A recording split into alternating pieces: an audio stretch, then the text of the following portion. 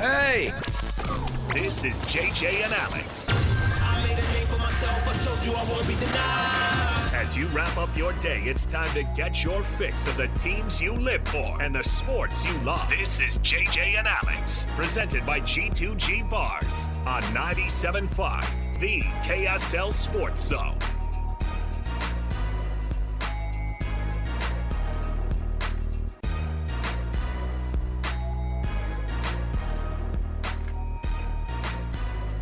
What's going on, everybody? Welcome on in. It's another edition of JJ and Alex right here, 97.5, the KSL Sports Zone. Thanks for hanging out with us. Alex Kirry, Jeremiah Jensen. Oh, man. Let me ask you this, JJ. Now because I had somebody ask me this, so what do you look forward to now in the world of sports? And I went, what? And I was like, okay, the lottery. But the lottery's not really, it's going to be a disappointment. Am I a bad person for saying that? I mean, the odds say so.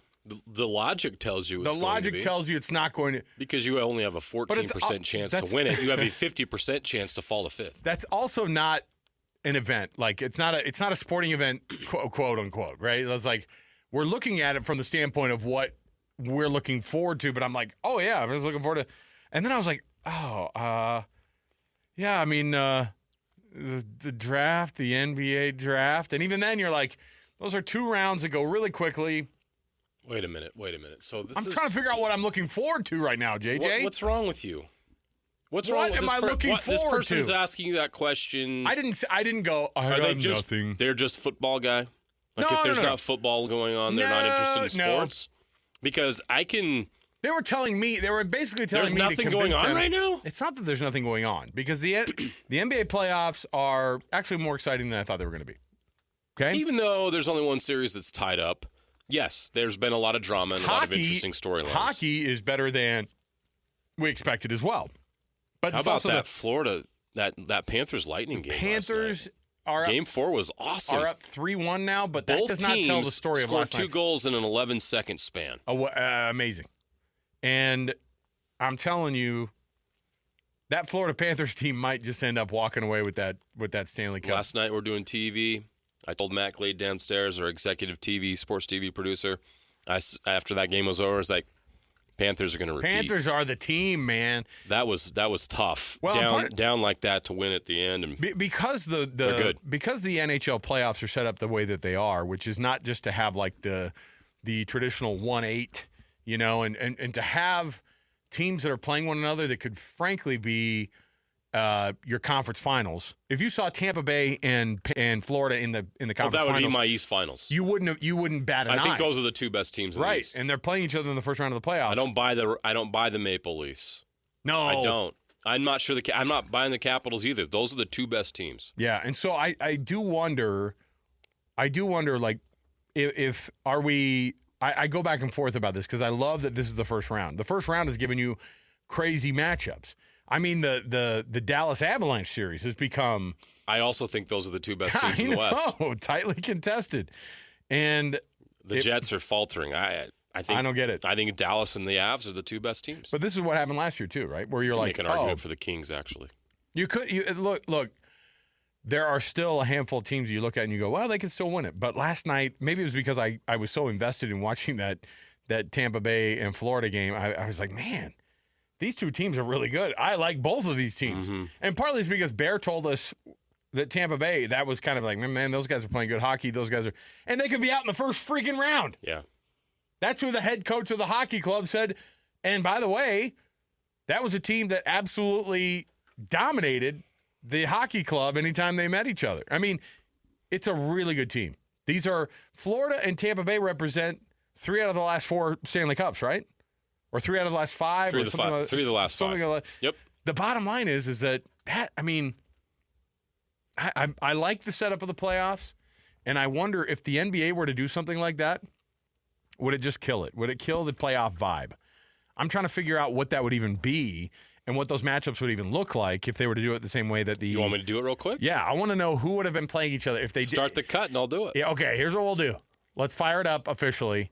Our program brought to you by G2G Bars All natural ingredients, no preservatives. The G2D bar is a perfect protein bar. Give it a shot today in the refrigerated section at your local supermarket or at a local convenience store near you. And let's kick it off with the cut officially. Going off script here because this is fascinating me.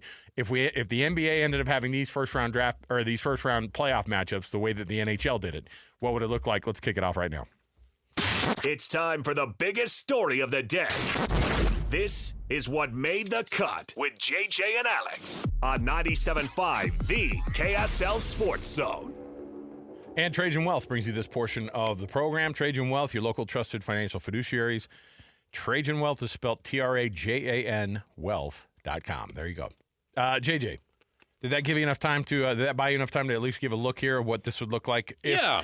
And again, it's not that the playoffs aren't good matchups right now. I mean, the Lakers are the 6 seed or the 3 seed, and they're losing to the 6 seed 3-1. I don't see LeBron and company coming back from this one, but. Would we have gotten better matchups? I don't know what better means because you're still seeing good teams facing off against one another. And in the NBA's case, you need teams like the Heat to get the heck out of the playoffs. You need teams like everybody knows that there's a disparity there, right? It's not just that the Cavaliers won the game clincher last night by 55 points. The Heat were just not – they weren't in the spot to do this, right?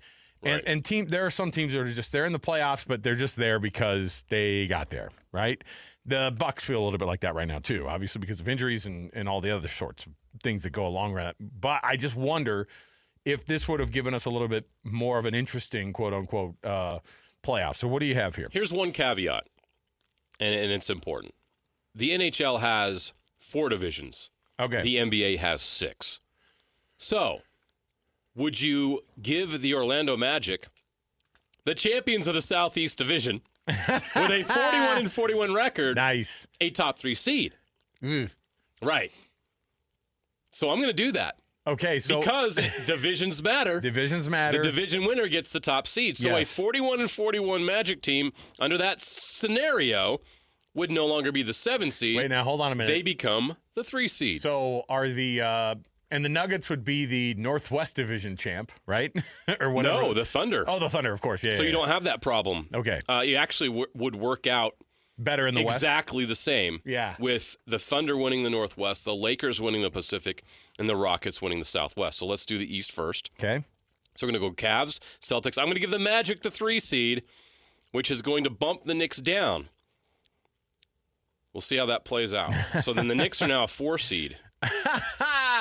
So the Knicks as a 4 seed taking on this shakes things up. The 5 seeded what? I'm trying Indiana Pacers. Okay. I don't hate that matchup in the first round. And now the Bucks become the 6 seed and the Pistons become the 7 seed, with the Heat winning the play-in tournament becoming the 8. Now, under that scenario, the Magic would bump the Pistons down into a play-in scenario, but I think we'd all agree the Pistons would win that 7 spot sure. in the. Yeah. So we would have Cavs Heat just like we had. Okay. So nothing changes there. Yeah, got it. Which, by the way, we need to get to later in the show. We will. I love how embarrassed the Heat are right now because I don't really care for the Heat. Dude, what about Heat culture, though, bro? Oh, my gosh, Heat culture. Honestly, that's a 20. After they traded Jimmy Butler, that's a 25-win team. Honestly, though, because. Oh, my gosh, they're bad. Because of, and this is terrible. I mean, it's awful because it was, it's a tragedy.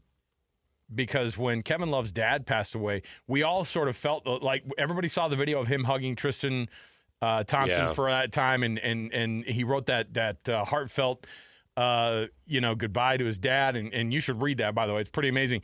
It took a little bit of the edge off of me laughing about the Heat getting eliminated from the playoffs. However, a 55-point loss to go out means you're on a different level of bad, and there's no version of that different level of bad in the NHL.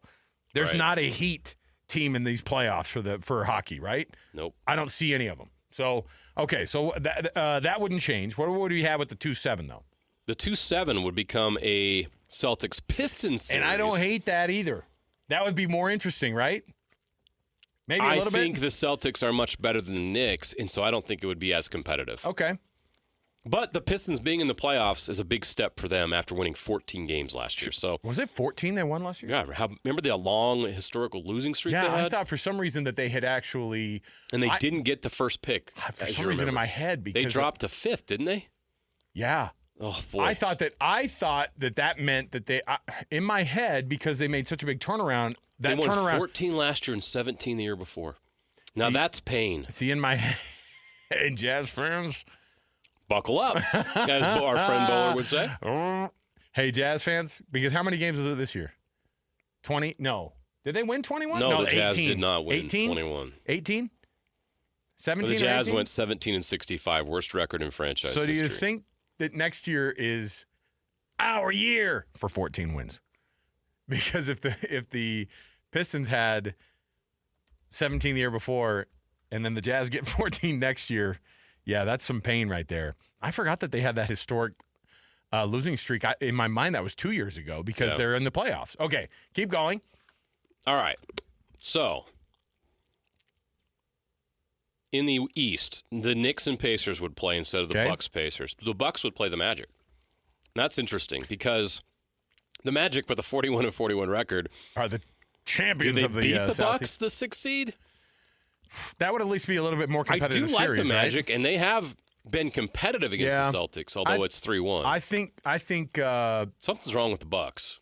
The Bucks are broken, and physically they are, and that would be. I still think that I bet that the Magic would still win that series. They are. I would pick the Magic too. They are champions of the Southwest. They are the Southeast champs. Division. Yeah, you got to take them seriously. Hang the banner.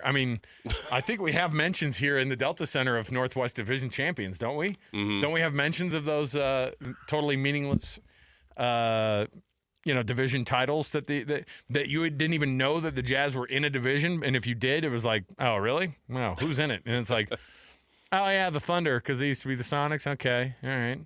Oh, yeah, the Nuggets. Okay, I can see that. Yeah. The Trailblazers. This isn't the – well, yeah, anyway. All right, go ahead. So the West is interesting. Now, how would the West shake out? The West gets much more interesting. Okay. So like I said, you have your division winners. The Thunder, the Rockets, and the Lakers. We'll give them the top 3 seeds, just like they are currently. Right. But because you have multiple playoff teams in the divisions, we're going to pair the division teams together. Okay. We're going to have a so the Grizzlies will play the Thunder. Okay. And the Warriors are going to play the Lakers? No. How am I going to do this? 1, 2, 3, 4, 5, 6, 7, 8. See, this is what we're doing this on the fly here. Forgive us for doing this on the fly here, but so never mind. It's actually going to be less fun. No, it's actually great. Except the Warriors are a play-in wild card. Okay, I've got it figured out. All right. So you got the Thunder and Rockets that are the top 2 seeds. Lakers third. The Nuggets would be the 4 or 5 with the Timberwolves. So those 2 teams would play so instead of the Nuggets Clippers, you'd have a Nuggets Timberwolves divisional matchup. See, I like that. Because isn't that cool? So it's just like the NHL, right? Because you have Stars, and Avs, Kings, Oilers. So does that mean the Clippers and the Lakers will play each other in the first round? Yes. See, now that's awesome because that's what you'd want. That. And by the way, the NBA probably would have done better with that matchup rather than Timberwolves Lakers in the first round. That's been kind of forgettable so far. But exactly. And I think that we look at because the Clippers I think might beat the Lakers in that matchup. I think the Clippers and Timberwolves are better than the Lakers. Okay. So there you go. And of course, the same would be the Rockets, Warriors, Thunder, Grizzlies. Look, if Adam Silver's listening, so those are all the matchups then. But in order to do it exactly like the NHL, you would have to go back to the 2-division format. Yeah, I get it. But you could do that. I wonder if there's going to be because later in the program we'll talk a little bit about how they're trying to fix the All-Star game. Do the NBA playoffs need to be fixed? I don't think they necessarily need to be fixed. No, I think the playoffs are fine. I think they're fine, but the NHL, I'm still wondering whether or not I like this setup because I don't know if you want these matchups this early in the playoffs. We've had this discussion with some of our NHL the insiders about this debate, and it's a tough one because the NHL's first round is elite. Like the intrigue, the matchups are intense. It brings people in. It's the cream of the crop, right? But then do you want a team like the Lightning out in the first round? Do you want the Oilers out in the first round? Do you want the Avs out in the first round? Some of those are going to be true here. Yeah. And then what are you left with? Yeah. So, and what if the Blues upset the Winnipeg Jets? Can you believe that the Blues tied that series up at 2? I thought they were dead in the water. So did I. Not just because you go down 2-0 in the series, but we've seen teams come back from that. What I'm saying is that the Blues I didn't feel like they were playing, like they just kind of, they had that awesome run, and then they sort of kind of teetered. They're just sort of like burned out a little bit before the last 12-game win streak so. to get the spot, and then Right. they've held on for dear life Right. at the end. And everybody knows Winnipeg is far and away, not just from a goaltending standpoint, but it seems like they would have been far and away better. But What's up with Hellebuyck? don't know what's going on. Got pulled again. Don't know what's going on. All right. So see, to me, that's kind of fascinating. At the same time, I don't know if that means. Do you want better matchups in the NBA's first round instead of some of what we're seeing right now? Because if you're looking at the NBA playoffs, honestly, let's look at it closely right now. How many of these playoff matchups are really – is there any doubt who's going to win some of these series? The only series that I feel is actually in doubt is the Nuggets and Clippers. The other ones have been lopsided, and it's taken a lot of the drama out of it. You only have one series that's tied right now. Everything else is either 3-1, and the 1-8 games series are already over. No intrigue there whatsoever. So does the first round of the NBA playoffs – does it need a little bit of a shakeup like the NHL's? I don't think so. But this is a year where you could make that case, where you're looking around saying, all right, how many of these first-round matchups have been really that compelling? I think the Lakers-Timberwolves series has been interesting. I thought Rockets-Warriors last night was fun. That second half was great basketball. See, at least there's a way to seed people. Because in college football, for example, like I always look at stuff and go, okay, how can we have the best college football playoff matchup? Now there's a conversation. Because all you have is the 5 conference champs or the 4 Power 4 champions plus the G5 champ. And then after that, you're seeding people by just guessing, which the guessing last year, didn't go well because the number, what number was Boise State after everything was said? Were they third? Were they third? Right? Yeah. And they were by far the 11th best team in this in the setup. But they were technically champs. I don't know. Just because somebody is a champion of a conference, because the champions of a conference on any given year, you might look at and go, oh yeah, they're the conference champions. Put them in the playoff, but let's seed them. Let's really actually put a ranking out there and seed them according to what that actual talent level might be. Okay, so how do you do that? Because you do it with a computer, BCS? Well, that's the thing is that 7. But see, they rank these teams, but then they also rank them because you have like the number next to them. Like we knew that Boise State wasn't the number 3 team in the country, but because they won, then we just start to put these guys in these. We slot them in, right? So we slot them into the format, and then Arizona State became that 4th team, right?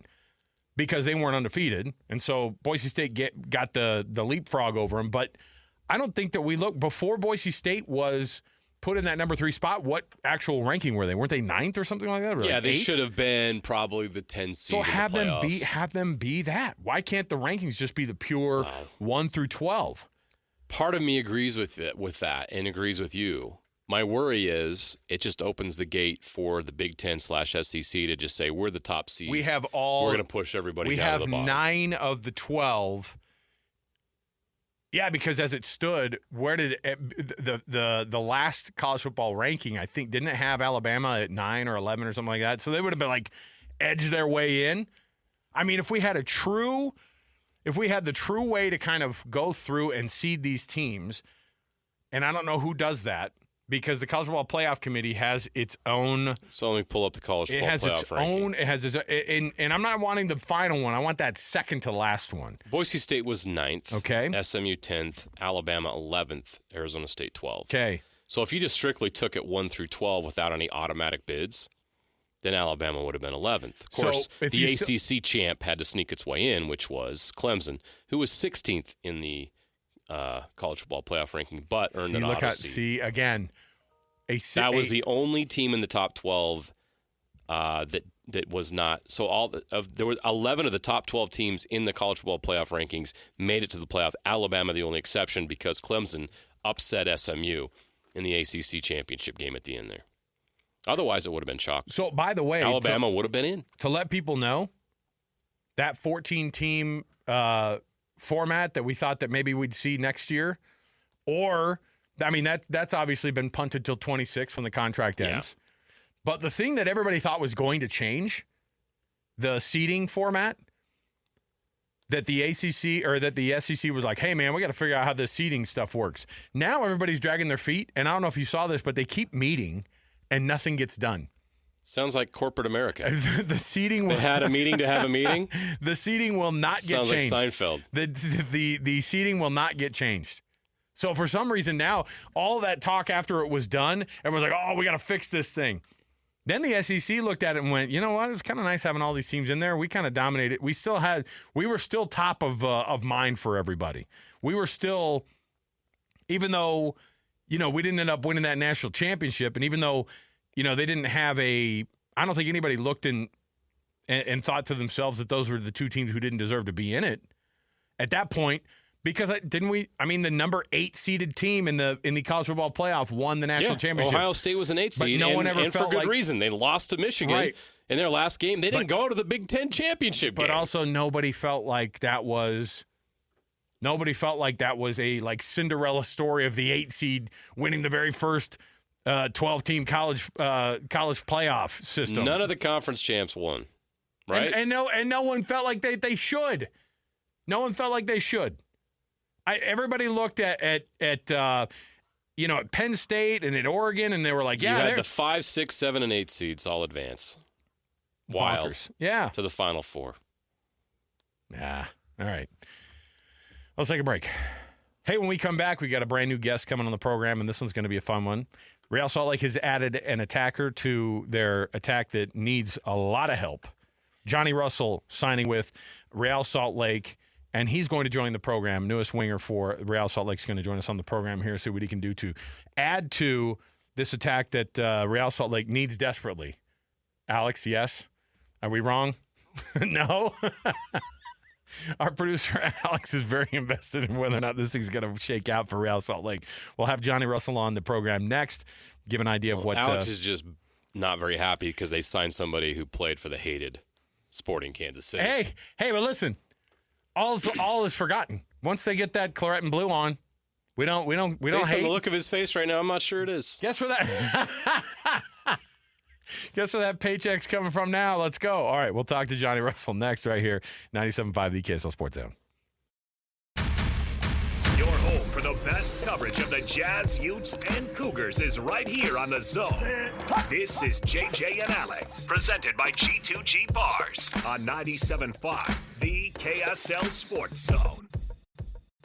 All right, everybody, welcome back. JJ and Alex, 97.5 the KSL Sports Zone. Alex Kirry, Jeremiah Jensen.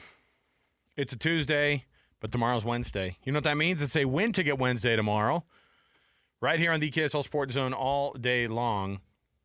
We are going to have tickets to give away to Collective Soul and Live that are coming to the Summer Unity Tour at the Utah First Credit Union Amphitheater starting up, let me see when this is, July 13th. Those are the tickets. So you can buy those tickets right now, livenation.com, or you can listen to the program all day long tomorrow, or all of the entire station, every program all day long, and then we're going to give away tickets. Because that's what we do on a Wednesday, JJ. We give away tickets every Wednesday. So that's going to be another one. Sorry, I forgot to mention Our Lady Peace as well. So one of the best Canadian bands of all time. What's the best Canadian band of all time, do you think? Rush. You think it's Rush? Did I answer that fast enough? Yes, without a doubt. Big gap between them and the next one. What about Bare Naked Ladies? Mid. Tragically hip probably after that. Okay, yeah. I don't hate it. I don't hate the choices. So I'm all about it. So you can win those tickets tomorrow on our station all day long, or you can just go to livenation.com to win them or to buy them as well. So there you go. Johnny Russell, winger for Real Salt Lake. And if you're hearing this for the first time, or if you're hearing this over your radio and you're like, they must have gotten this wrong. No, we have not. Johnny Russell, all those years with Sporting KC, and now signing with Real Salt Lake, and he joins us on the program right now, newest winger for Real. Johnny, welcome to the program, man. Thank you for having me. Fans are excited to have you here. 7 years at Sporting Kansas City, and you probably know a little bit of the history between these two clubs. It's not like it was back in the day when they're both competing for cups intensively, but there's been a rivalry for quite a while between these clubs. So what's it like going from Kansas City to now Real Salt Lake, knowing the history between these two clubs? Yeah, it's a bit strange, to be honest. I don't think anyone would have seen it coming. And yeah, I missed, that sort of period of that rivalry. But when I came into the league, you could still feel it. I think both sets of fans really held on to that, and you could feel it in the games as well. They were always extremely intense games, always hard-fought games. So you definitely felt it. And yeah, a bit strange on the other side of it now. But at the same point, I'm really excited for the opportunity. Yeah, I'm really excited to get going as well. When you sit down with Pablo and you start to talk about some things that you can add to what this club needs right now, which is an attack that seems to be lacking. When you sit down and talk with Pablo, what were the things that you guys described to kind of like how this partnership and how you being on the club can add to that? Because certainly goal scoring is an issue right now. Yeah, I think the main one was the experience. Salt Lake lost a lot of experience in the off season, and I think obviously if that wasn't the case, then this move might not have come about. But that was one of the main things. It's such a young team, really exciting team, really talented team, but not a great deal of experience throughout it. I mean, there's some guys who have been in the league for a long time, but there's still a lot of young guys there. So I think the main thing was there for me to come in and just help in any way I can, obviously on the field, off the field, with just trying to get these guys going in the right direction. And I think the result at the weekend is a perfect example of seeing the team growing. And then, yeah, on the field, obviously it's my job to contribute to scoring goals, creating goals. And I think most of the people who have watched me play over the years would agree that I'm someone who tries to be exciting on the field as well. I try things, I try and break teams down, and I want to entertain as well. First and foremost, it's about winning, but at the end of the day, you have to try and entertain as well. And, with some of the guys that are already there, and hopefully I can come in and add to that. You certainly bring a lot of things that Real Salt Lake needs right now, especially a veteran presence and someone who knows this league as well as you do and has had all the success that you have had. Because there's a lot of young players, as you mentioned, on this team. But on your side, how much does a fresh start here and being around a lot of youth at your point in your career, what does that do for you? How does that energize you? I mean, it's going to have to energise me to keep up with them. But, yeah. No, it's you know what, at this sort of stage in my career, I've had a long career. I've been a pro for 18 years now. So I've been through a lot, I've seen a lot. And I just remember being in those guys' shoes, what it was like, the guys I looked up to and how they helped me. So I just want to be the same sort of figure for them. And no matter what it is, if it's something on the field that they need help with or they're struggling with, or even if it's off the field, just being someone that they can go and talk to and get advice or just share my experience and help them in any way I can and try and sort of shape them into understanding what this league's about, what it takes. And I'm sure that, given a little bit more time, it's only fresh. I've only been in the door a couple of days, but I think with time and the guys start realising and the ways that I can help them, and I think it will definitely benefit both of us, because I can, I'm an older guy, but I can still learn as well, so I can still learn from them. You obviously you're from Scotland, and growing up in Scotland, was it to dream to be a soccer player? Can you explain how big soccer is there and how much that impacts young people, and what shaped you to want to become a soccer player and have that soccer dream and pursue it like this?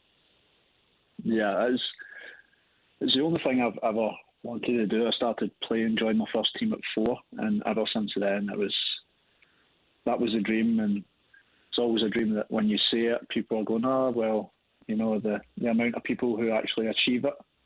But I just didn't have anything else in my head. It was this or nothing. And it's a good and a bad thing. You guys have got so many options for kids, which is great. You know, I've got 3 young kids of my own, and they've tried a multitude of different sports. So just to see what it is they enjoy, whereas all we've got is this or rugby, and I was never the size to play rugby. So it was straight into this, and it's something that I dreamed about from a young boy, and then to get the opportunity to sign professional. I signed professional at 16 straight out of high school. Wow. And, you know, I've been a pro since. I've been, you know, hugely fortunate and lucky to have not only a career in the sport but such a long career. And you know, I've worked hard for it, and I just felt that I wasn't quite done yet. I still feel like I've got a lot more to give on and off the field. I'm just hugely grateful to get the opportunity to continue playing here. Johnny Russell joining us right now, newest signing for Real Salt Lake. What's the time frame look like, Johnny, for you to get back on the pitch in terms of, like, do they have a target for when they want you back on the field? When do you feel like you're going to be up to fitness to be able to be on the field with your guys? Yeah, I mean, I've taken care of myself extremely well in this break that I've had in the off season. I've kept my fitness up. You know, I've done a lot of strength work, and I've had a lot of fitness tests since I came in at the end of last week. And I think the guys are happy of where I'm at physically, and a strength point of view and conditioning. So it's all about really just seeing how it goes day by day in training. Everything's went well so far, so you know, I'm ready to go as soon as possible to get in there and start helping. I understand that, you know, there's a difference with how good I'm feeling right now and being able to play 90 minutes. I think everyone understands that, but I think from both sides, both parties, I think the plan is to, as soon as possible, but as safely as possible, as what we're trying to do. Before we found out about the transaction, when we found out about the transaction, I started doing some research on you, and I learned that you're into muscle cars. Now, I'm really fascinated by this. How did that start, and what are some of your favorite cars, maybe ones you own or you wish you owned? You know what? I really don't remember or understand why it started. But, yeah, I've just got any sort of muscle car. I was obsessed with American sports as well. So even before I came here, I was a huge American football fan. And yeah, the muscle car thing, that was literally the first thing I bought when I came to the US was a muscle car. I got the 50-year anniversary Camaro Hot Wheel car. The traditional orange with the black stripes. Mm-hmm. Yeah. So that was the first thing I bought when I moved to the US before I even bought a house or rented an apartment. That's a good way to. Yeah, it's a good way to fit in immediately. Welcome to the States. There, I know. But, yeah, I've still got that. It's kind of because it's such a important car. I kind of just kept it good so it doesn't get the use that it did at the beginning. But I've still got that. So hopefully I'll bring it out, so maybe see it flying around on game days. Yeah, you're gonna see Johnny driving down I-15 in that orange black Camaro. You said you grew up a fan of American football, like you love the NFL. Yeah. Who's your team, and who are your favorite players? You see, that was the thing. Until I moved here, I didn't really have a team. I was just kind of the same I am with basketball. I just like watching certain players. Okay. But then obviously moving to Kansas, I just adopted. Good timing. She's a bit of a bandwagon fan. But I got in there before they won their first one, so at least I got in before they started winning their Super Bowl. So yeah, me and being a few of the guys there, we got season tickets as well. So that's awesome. That's been fun. Just a completely different experience from what I'm used to and going to sports. So that's been incredible. Well, it's the one thing to come and play. It's another thing to come to Utah and live. What are your impressions of the Salt Lake Valley so far? It's been really nice. My previous knowledge and experience of it has literally been like a 3-block radius downtown, where we stay, and then we travel to the game, and then we head to the airport. That's literally been my experience of it. But actually getting out with downtown and being able to see the scenery, it's incredible. It reminds me of home a little bit with the mountains. So that's been great. Obviously, when I get a little bit of spare time, I'm going to venture up to them and experience that. But it's from first impressions, from what I've been used to, it's a beautiful place. Well, I'm sure they probably have that no skiing and snowboarding clause in the contract, so you don't want to break a leg before you do anything. Johnny Russell, the newest member of RSL, hoping to add to this attack, and we're really looking forward to this. I'm excited to see you back on the pitch out here. Even just the comedy of seeing Johnny Russell in an RSL jersey, just it blows minds. We cover sports for a living. We watch guys change teams all the time. It's always fun to see somebody who played another place and then come in especially in a rivalry. It'll be fun. In the rivalries. It's always a lot of fun. Can't wait for that first game you have against Sporting Kansas City. That's going to be fun. I know that's. It'll be weird for everyone, I think, to see that, but it'll be fun. I'm looking forward to that one. Awesome. Well, good luck, and we appreciate you coming on the program. We'll chat with you again in the future here, Johnny. I appreciate it, guys. Thanks for having me. Thanks, Johnny. There you go. He's going to bring something to Real Salt Lake. He's going to bring a personality. He's going to bring experience. He's going to bring scoring. This is what they need. Yeah, listen. They need a guy like Johnny. You score your first goal, everything's forgotten. Yeah. Right?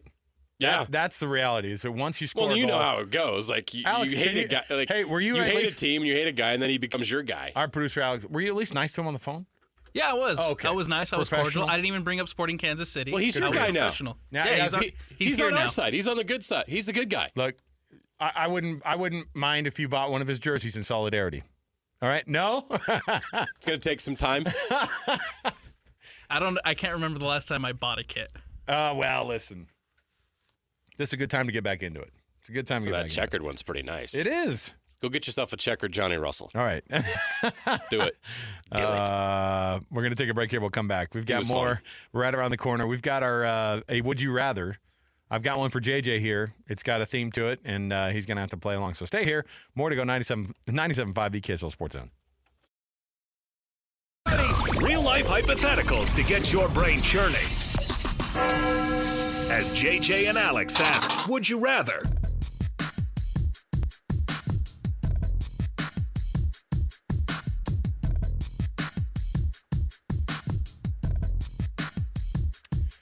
All right, everybody.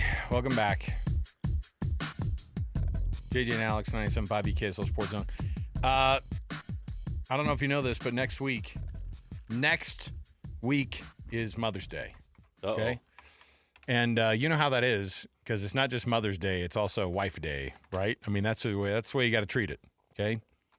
So get mom or your wife the best Mother's Day gift ever. A Minky Couture blanket, save 50% off. Walking up to that with Zone 50 as your checkout right there. Minky Couture. My goodness, it is a week from Sunday. I know. Oh, boy. Coming right up. JJ has I love that. JJ has the phone out and he's looking at the calendar. Hey, Siri, would you remind me about Just felt like that was 3 or 4 weeks away. I don't know why. I didn't really want that. My phone activates. I need to turn that off because I do too many jokes. We're going to have Siri join the show. We used to do that when Siri first came out. I'm like looking over. When Siri first came, like when it was like a thing where you could just yell out, "Hey Siri" or whatever. So I'm checking to see. We used to do that on Nightside. We used to yell things to Siri and then say, send a text message to mom, I'm pregnant. Send. And like it would go over the radios of people listening and hopefully cause chaos within that family. No, mom, it's these dumb guys on the radio. It's fine. So don't do that. Don't do that type of thing. All right, JJ, I've got a would you rather. I don't know if you saw this. George Kittle signed up for the richest contract of a tight end in the history of the NFL. Highest paid tight end in NFL history. And obviously, like anybody who's getting paid right now is going to be the highest paid fill in the blank in NFL history because the numbers are getting insane. And that's just the way it is.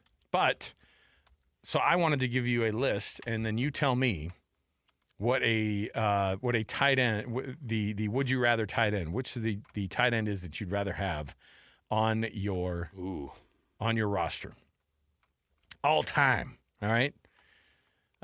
So let's start out first. Let's go with an old school favorite. How about Mike Ditka or Jimmy Graham? Bears. Gonna go with Ditka. Ditka's widely Easy regarded, choice. man. It's not just because the name Ditka's known. Well, he was really good. He was phenomenal. 5 All-Pro teams, 7 Pro Bowl selections. He wasn't a slouch, all right? And he was the first rookie tight end to ever have 1,000 yards receiving. That's phenomenal. So he was good. Mike Ditka or Greg Olson? Still going Ditka. Bears. Mike Ditka, or this is another old school one. Jackie Smith. Still going Ditka. Yeah, still going Bears. Ditka. Okay. Ditka. This is going to be a tough one for you, my guy. Or Shannon Sharp. Oh, man. It's a weird time to mention Shannon Sharp's name. It is awkward. Go Google it. We're not going to talk about it. Google it. You're at work. Well, don't maybe Google it. don't do it. Okay. When you have some free time and you want to learn more about Shannon Sharp's recent adventures, go do that. As for his time on the football field, both with the Broncos and the Ravens, I'm actually going to take Shannon Sharp there. All right. Also a Hall of Famer.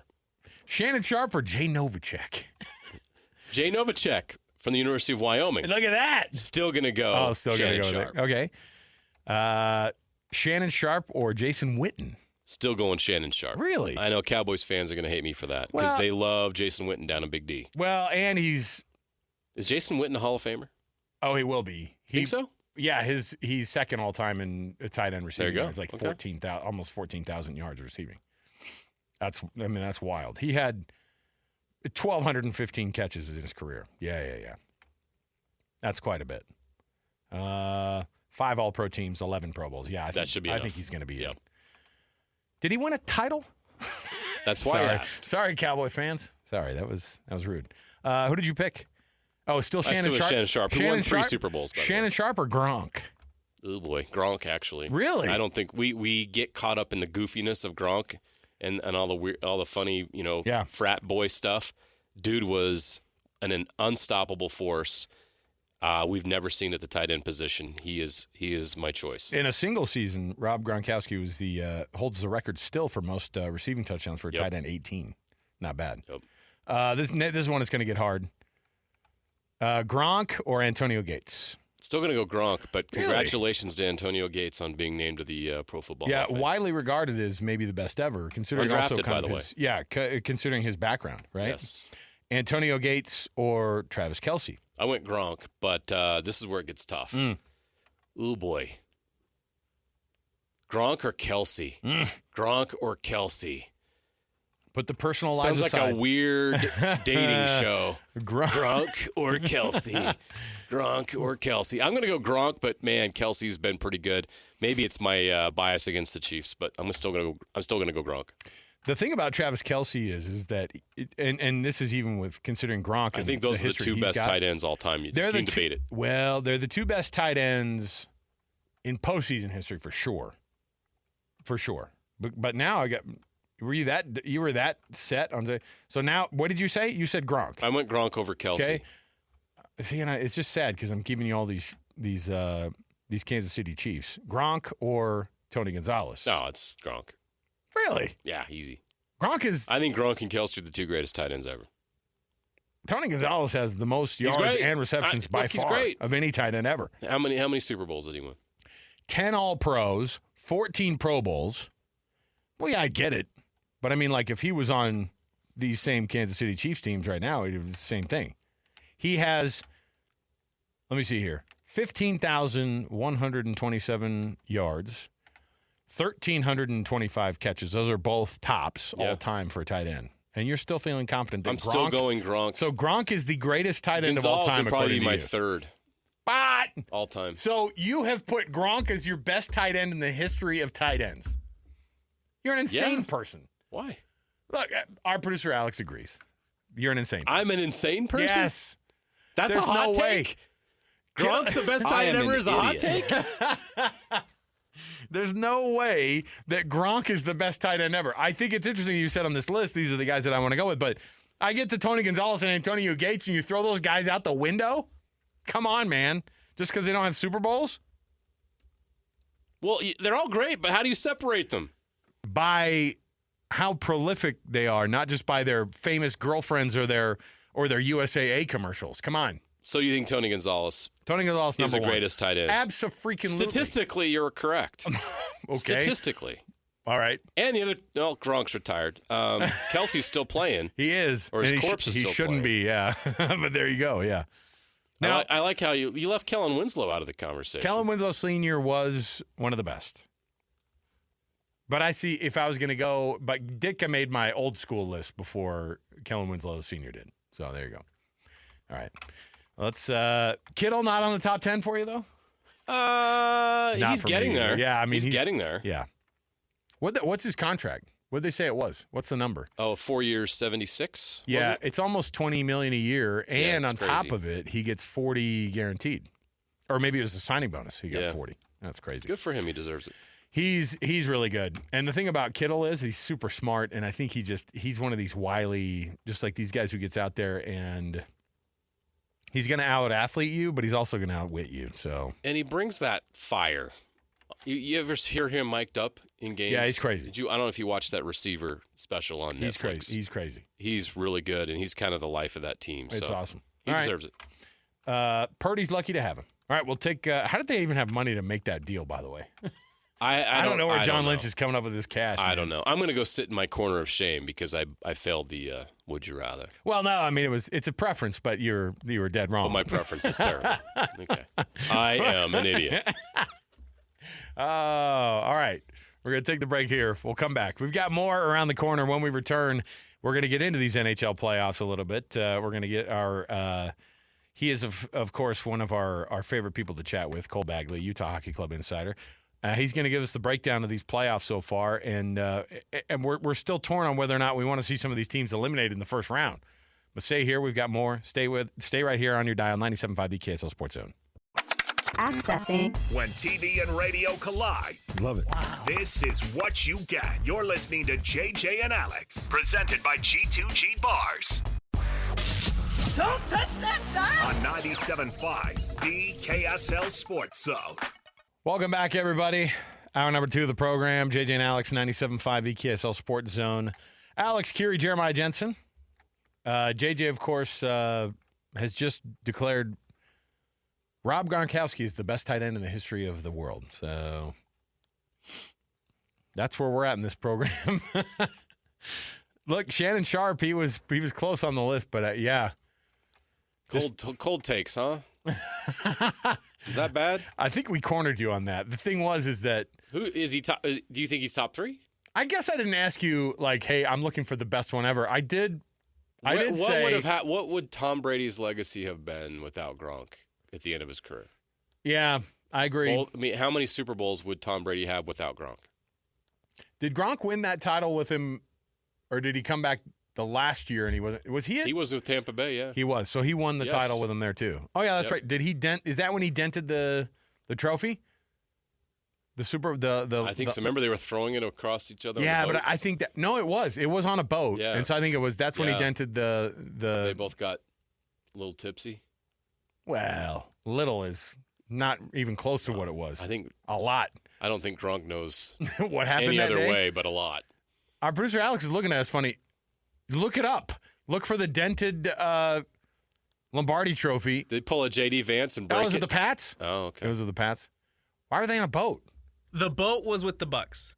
The boat was with the boat. Oh, that's The when they threw it dent. back and forth. The dent was just This him goes being. back to my whole point is how many Super Bowls did they win we together? forget it. We just forget them all. Which Super Bowl did they break the trophy? Which Super Bowl win did they get drunk? Which Super Bowl win did they do this? Everybody was waiting for that. Was waiting for the Lombardi Trophy to be dropped to the bottom of the Tampa Bay. There, That would have been something. it would have been cool. Look, it would have been actually a cool story if they would have. I would have done it just because they would have gotten it back. Get some diver down How there do you into the know that? shallows. Come on, Can you imagine? pirate treasure and Lombardi trophies. Arr. Let's go. All right. Our program brought to you by G2G Bars. All natural ingredients and no preservatives make the G2G Bars the perfect protein bar. Give it a shot today at Costco, Holiday Oil, Maverick, Associated Foods, and many other grocers in the refrigerated section. Get it started up here with the cut. Let's jump in right here. Let's talk some hockey. It's time for the biggest story of the day. This is what made the cut with JJ and Alex on 97.5, the KSL Sports Zone. And, of course, this portion of the show brought to you by an incredible selection of Kia, Subaru, Chevy, Jeep, Dodge, or Ram, and now Mitsubishi. It's the Doug Smith family of dealerships. Nobody knows cars like Doug. Joining us on the program, he is our Utah Hockey Club insider for KSLSports.com and, of course, our all-around NHL knowledgeable dude. Cole Bagley on the program here with us. Cole, have you enjoyed these playoffs like we have so far? Yeah, it's been great. I think what's been most exciting is how invested a lot of Utah fans are getting into the Stanley Cup playoffs, even though, their team has an extra long summer, but they're enjoying, I think the parity and the competitiveness of what this tournament has to bring. So it's been a lot of fun so far. Hey, we're a hockey town now. We're an NHL market. We're looking at the Stanley Cup playoffs with a different eye. I mentioned it last night on the 10 o'clock news. I'm watching the Stanley Cup playoffs much differently, and I know a lot of people are. And as you're watching this first round, I think people that are new to the sport in this market are realizing just how incredible the first round is, Cole. Even though not all of these series are exactly competitive, some are. I mean, every series in the West is going to go 6 games. But what are your thoughts on the first round? Anything surprise you? Anything go exactly how you planned it would? I think the East comes as for the most part, no surprise. Everybody knew Washington was going to beat Montreal. Same with Carolina over New Jersey, Toronto over Ottawa. Maybe the only one that's somewhat surprising is, Florida 3-1 over Tampa Bay. I think, with Tkachuk's status up in the air before the playoffs started, and then just the way that, Tampa was a really strong team all season long, I think that's maybe the one in the East that's surprising. But the West has been fantastic. I agree with you. I think aside from the Stanley Cup finals, I think my favorite round of the Stanley Cup playoffs is the first round, because there's just so much hockey. I mean, you sit down at home for the evening and you can generally watch 2, 3, and even 4 hockey games, which is fantastic. And the fun thing about the West is, like I mentioned earlier, just all the parity. I mean, the President's Trophy team, Winnipeg Jets, are tied 2-2 with the St. Louis Blues. Dallas, I think, is arguably playing better than most anticipated they would against the juggernaut offensive team in Colorado. Minnesota was not playing good hockey to end the season. They're tied at 2 games apiece with Vegas, and LA and Edmonton are going to head. Now, if LA could just play the last 5 minutes of the third period consistently, I think they would have swept the Oilers by now. But you can't ever count out McDavid and Draisaitl, just with how good and talented those players are. So, no, it's been a really good first round. Who's faking it so far? Who's the team that you look at and you go, yeah, I don't know if they're actually going to have enough to be able to get to that the promised land and hold up the Stanley Cup? Because Toronto, people look at and go, that's a phenomenal team, and they're up 3-1 on Ottawa, but I'm just not totally sold on Toronto. I look in the East, and it's hard not to look at Florida and that phenomenal game last night against Tampa Bay and think that they could – I mean, that's a team who's ripe for repeating. I don't know. It's just so competitive, and obviously matchups matter, but is Toronto good enough to go all the way and get the win in the Stanley Cup? Carolina's taking care of business against New Jersey. I mean, that's a 3-1 series as well. I don't know who I like right now out of the East, but Florida certainly made a push, and being up 3-1 against Tampa Bay is a good place to be for them. Yeah, with Toronto, I think the second round is going to be very telling. I mean, obviously, anticipating that Ottawa doesn't complete one of the most extravagant comebacks of all time, it should be, Toronto and Florida in that second round. And I think we'll get kind of a feel of who's legit, who can really take this thing all the way, because every single year Toronto is a good team. It's just kind of the culture that they've built, but they've mostly been a regular season team. They've never really had what it takes to go the distance, at least for a very long time, in terms of winning the Stanley Cup. And so, Toronto, I don't know how legitimate they are. Ottawa kind of just crept into the playoffs. Nobody was really expecting them to do much. I mean, outside of really Brady Tkachuk, I don't think there's a whole lot of special things about that Senators team. And so Toronto's had a pretty easy first round matchup. But Florida's a team, if they meet them in the second round, that very well could end up being, whoever wins that series could end up being the Stanley Cup champion. I mean, you've got, the Florida Panthers, who are the reigning Stanley Cup champions. They are a in-your-face, physical, somewhat dirty kind of hockey team, and that's just their brand. And that's what won them, the Stanley Cup a year ago, and they're still playing that. And they got Matthew Tkachuk back, which means they're a dangerous team. In terms of the West, teams that I'm not entirely sure that they have what it takes to go the distance is obviously the President's Trophy winners and the Winnipeg Jets. They also have just been, for the most part, a regular season team, a team that has not been able to figure out, how to really make things work. Once they got to the postseason, Connor Hellebuck, the best goaltender in the world, is having an all-time, kind of choke performance where he's playing just completely the opposite of the way that he did during regular season. So second round will be very telling, but I'm just enjoying what this first round brings, because you never know what's going to happen on any given night, especially in the West right now. Unlike the NBA and Major League Baseball, three teams down 3-1 can come back quite often in the NHL. In fact, 32 teams have come back from a 3-1 deficit to win a series. And Florida did it in 2023. The Canadians have done it the most all time, doing it 3 times. So with all that information, is there a team down 3-1 in the East that you think can make history and make that comeback? If I was going to put my money on any team, it would be Tampa. Montreal is too young, in my perspective. They kind of just snuck into the playoffs. Washington looks really good. New Jersey's just not 100% right now. They're without some of their best players. And, again, Carolina looks really good. I don't take Ottawa very seriously. So if any team could do it, I would lead more towards Tampa Bay, just with, their goaltending and having an MVP candidate and Kucherov and, a solid player, like Gensel. They're a good team. I really thought they were going to tie the series up the other day, make it 2-2. So if I was, putting my money on any team, I would definitely say the Lightning above anybody else in the East right now. Cole Bagley's our Utah Hockey Club insider for KSLSports.com. You look at some of these matchups.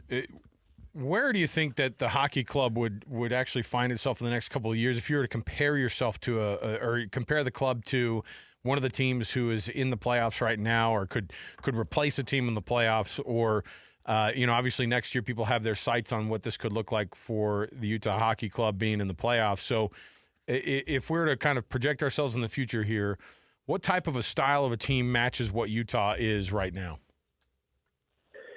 Oh, goodness, that's a good question. If we're simply talking a year from now, I think that, the team that they're probably going to most closely replicate is a team like Montreal, just given kind of a similar timeline in the rebuild and their age and, the youth that both of the teams have. In terms of who you would more so want to try and replicate, I think with what they're doing right now is a team like St. Louis. They're going head-to-head with one of the best, the best team from the regular season, the best goaltender in the world, and they're tied up at 2 apiece, and all the momentum is with St. Louis right now. And so I think it's tough to kind of compare styles, but, in terms of where do I see them a year from now, probably a scenario like Montreal where, you're maybe getting in as, one of the wild card spots. You're a young team. You're trying to prove yourselves. And I think next year, while it's playoffs or bust, I think that's kind of the ceiling. This team hasn't been to the playoffs for 4 or 5 years. Most of the guys on the team have not, outside of, the obvious, the Sergachevs and Ian Cole and Ole Mata, most of the young guys on this team have never been to the playoffs. So I think next year, while it is playoffs or bust, I think it's more of just get in, get your feet wet. Maybe you can find some way to upset in the first round. But yeah, I think if you're looking at teams that they're going to probably replicate, I'd say more of a Montreal, but who you want to try to replicate is St. Louis, where it's like, look, we don't care how we got in, who we are, who we're playing. We're going to go toe to toe. We're going to match them in terms of energy. And, St. Louis they might just shock everybody and beat the President's Trophy team. That would be amazing. And you're right. The parity in the NHL makes that possible. We have seen 8 seeds do that, or I guess you'd call it a 4 seed in that situation, however you want to term that. But building off of that, looking ahead, you look at the West, and it's just one juggernaut after another. But history tells us not all these teams are going to make the playoffs next year. So which of the 8 teams in the playoffs this year in the West fall out so that Utah can take their place? That's really tough. I don't know. I'll tell you, last year Vancouver and Nashville were in the playoffs. They did not make it this year. Who's going to go? The Wild and Blues replaced them. Who's going to fall off by 40 points next year? But history tells you that somebody's not going to make it. Yeah, I mean, I don't see it being Winnipeg. Even if they lose this first round, like I said, they're just kind of a regular season team. They have a really good squad. Hellebuck's not going anywhere. Dallas is on the up and up. They've got a really good team offensively. They've only gotten better with adding Rantanen to their arsenal. Colorado is another offensive juggernaut. Vegas is an offensive juggernaut. Edmonton, same kind of deal. So I think the teams that there may be some sort of opportunity to surpass is a team like St. Louis. I know I said that Utah would want to replicate what they did, this year, and that's still true. But I don't know that St. Louis is going to, be the best team in hockey from the All-Star break or next year the Olympic break through the end of the year by picking up, I think it was like 35 to 40 points over the last 25 games. Yeah. I don't see them doing that again. Minnesota, I'm not entirely sold on them in terms of, them being able to put together a full season like they did. And I think LA, kind of surprised a lot of people, shocked a lot of people. And the fact that I don't think anybody really had them as a team that was going to go to the playoffs. So we'll see if they can sustain, but that's what's tough. I think the East, there's a lot more parity. There was a lot more opportunity for teams like Ottawa and Montreal, to get in. Whereas in the West, it was really, really tough. There was a couple teams fighting for a spot, down the stretch, but essentially, St. Louis was in with a few, it came down to the last few, but it's tough. The West is really tough, and the Central Division is even tougher. Arguably the best teams in the West all came out of the Central Division, mm-hmm. So it's going to be really hard. But Utah was close, and there's only opportunity for them to get better. I don't see them taking a step back after what they accomplished this season, and with the prospects that are coming up, and with the amount of money they have to go and spend. Yeah, in the East, the Islanders, Rangers, and Bruins did not make the playoffs this year after making it last year. The Bruins advanced, and, of course, the Rangers made it all the way to the Eastern Conference Finals, so it shows you how things can change in a year in the NHL. Well, it's going to be an interesting next couple of weeks here as we kind of – because I'm sure our attitudes will change. We'll be like, wow, this team's playing phenomenally, and then they go to the second round, and it's a totally different beast because every team and every matchup is different, and so we're looking forward to see how this one goes. But, yeah, people in Utah are much more invested right now in these NHL playoffs and the Stanley Cup, considering what you're looking at is the possibility of where this hockey club could be next year in these playoffs and how difficult it is to make the playoffs. If you are a team we look at a team like Nashville and go, oh, we thought that they were going to improve with what they did in the offseason. And then when you fall that short and not even close to what you were performance-wise last year, it's wild. The NHL's a crazy beast. Cole Bagley, you can read his byline at KSLSports.com, and we're going to keep hitting him up during the playoffs here to get the insights as we keep going on in these Stanley Cup playoffs. Cole, have a good one, man. Thanks for hanging out with us today. Thank you so much, gentlemen. We'll talk to you soon. Thanks, Cole. Cole Bagley. Yeah, I wonder if there's going to be a because I look at all these teams and I go, okay, where could Utah kind of shoehorn itself into? Well, I could see the Wild dropping out. The Wild could I agree with them too. Like St. Louis, they had a great stretch. I could see them going the opposite direction next Absolutely. year. I mean, you could have easily seen a team struggle compared to what their expectations were. The expectations weren't that this was going to be a team that would win 12 in a row, going into the last month of the season. And so, yeah, it's hard. What'll be tough is if Utah goes through a rough stretch to start the season off next year, and then you're going, what? Then what? And because it is so competitive, and you've got so many, and they're going to try to make some moves in the offseason here. But, moves in the offseason don't necessarily always equal that you're going to suddenly just step up that production. I think the benefit that the Utah has is that they have all these young guys who have tons of great years of hockey in front of them. Yeah. And I think they want to spend a lot of them here in Utah, and so we're crossing our fingers that that's the case. So, all right, let's take a break. We'll come back. Hey, we got more to jam about. We got tons around the corner here. When we return, we are going to jump in, have a conversation about the ACC and what they're going to try to do to make sure that they crack the top 5, crack the top 4 of power conferences in basketball, what they're doing. And it's, look, I'm not going to hate on it because I think you should consider this. I think the Big 12 is already going to make sure that they do the same thing that the ACC is going to consider as well. So stay right here with us. More to go around the corner, 97.5 KSL Sports Zone. Ladies and gentlemen, the biggest name. You're locked in to JJ and Alex. With the insight and analysis on the teams you can't live without. Presented by G2G Bars. This is 97.5, the KSL Sports Zone.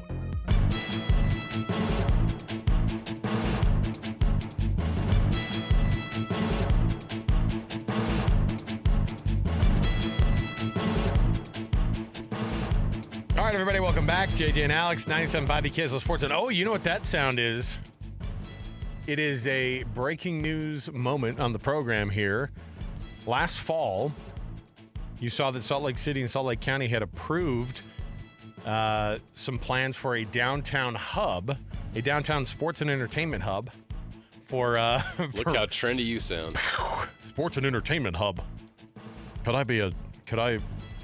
Oh, wow, I enjoy being in Salt Lake City at your sports and entertainment hub.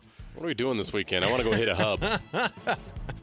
I'll probably head down to the hub. We'll meet you at the hub. Well, that has now gotten a little bit more intense because the Salt Lake County has made a decision now because it's not just approving the plans for a downtown entertainment hub, but we've got some breaking news from the county council breaking news desk. We've got the hub desk. We've got JJ here with us. Entertainment hub desk. JJ, what do you have? The Salt Lake County Council unanimously approves 6.5-acre sale of land that includes a section of the Salt Palace to Ryan Smith's SEG, Smith Entertainment Group. The move brings downtown Salt Lake City one step closer to a major entertainment district around Delta Center. So part of the Salt Lake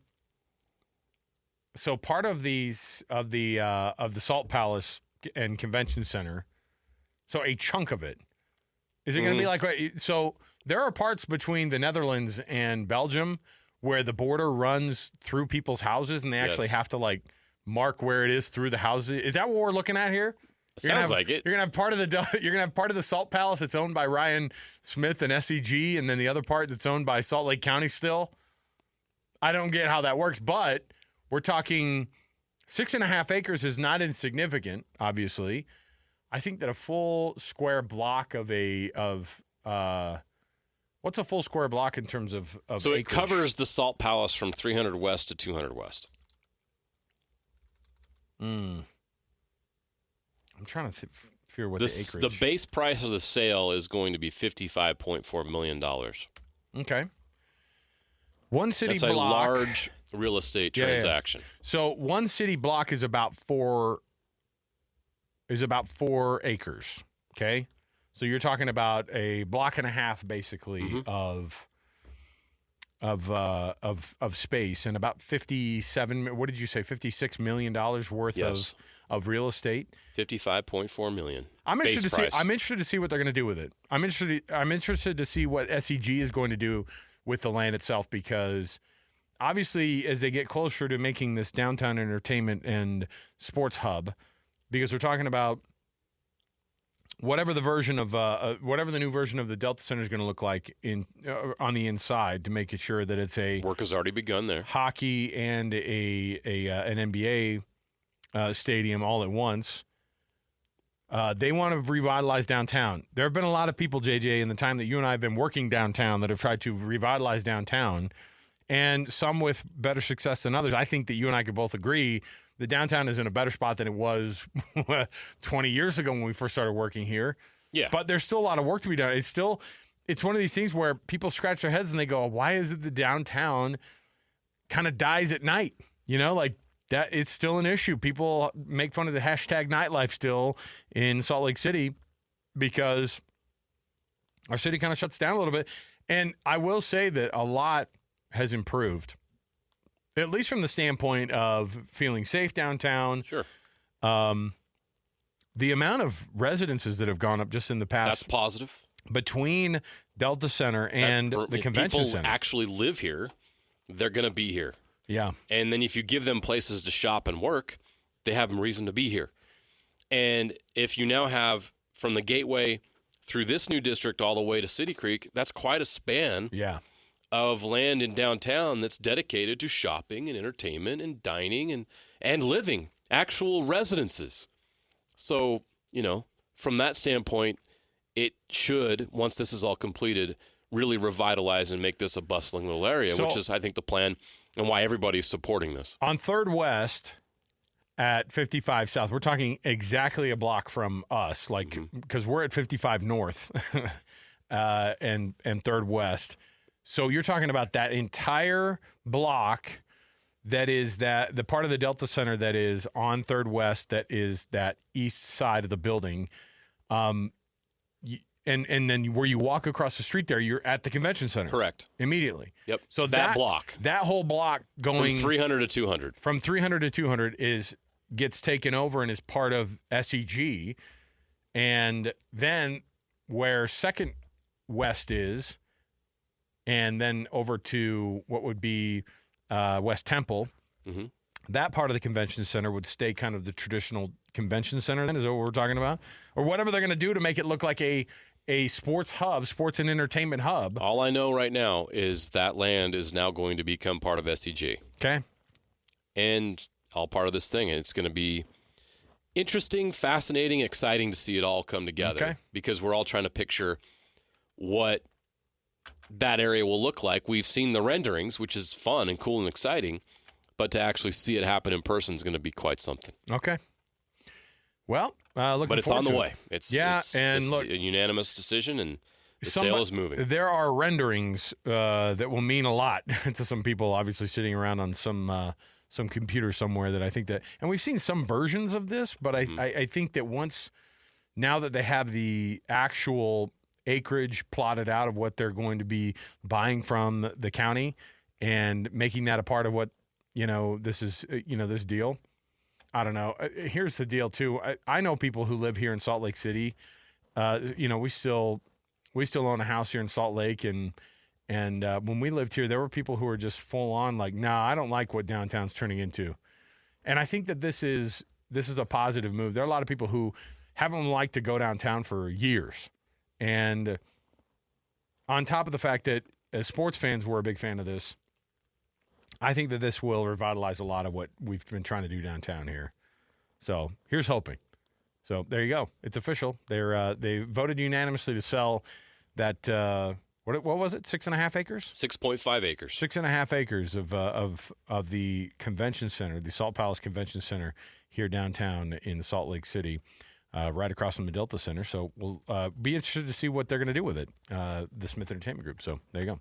JJ, I was going to bring this up with you because I think it's kind of interesting. I do want to mention also you can nominate the youth sports volunteer that you know for the Hercules Hero of the Week. You submit your nomination at KSLSports.com/contest. You listen every Thursday, and we read those winners off for you. Celebrate the efforts of those volunteers who do an awesome job in your neighborhood with the Hercules Hero of the Week. Just go to KSLSports.com/contest and nominate that person today. It's all sponsored by Hercules First Federal Credit Union and Beehive Meals. The ACC has been playing 20 conference games for quite some time, JJ, and they feel like now, this year, after the ACC put 3 teams into the NCAA tournament, 2 who were summarily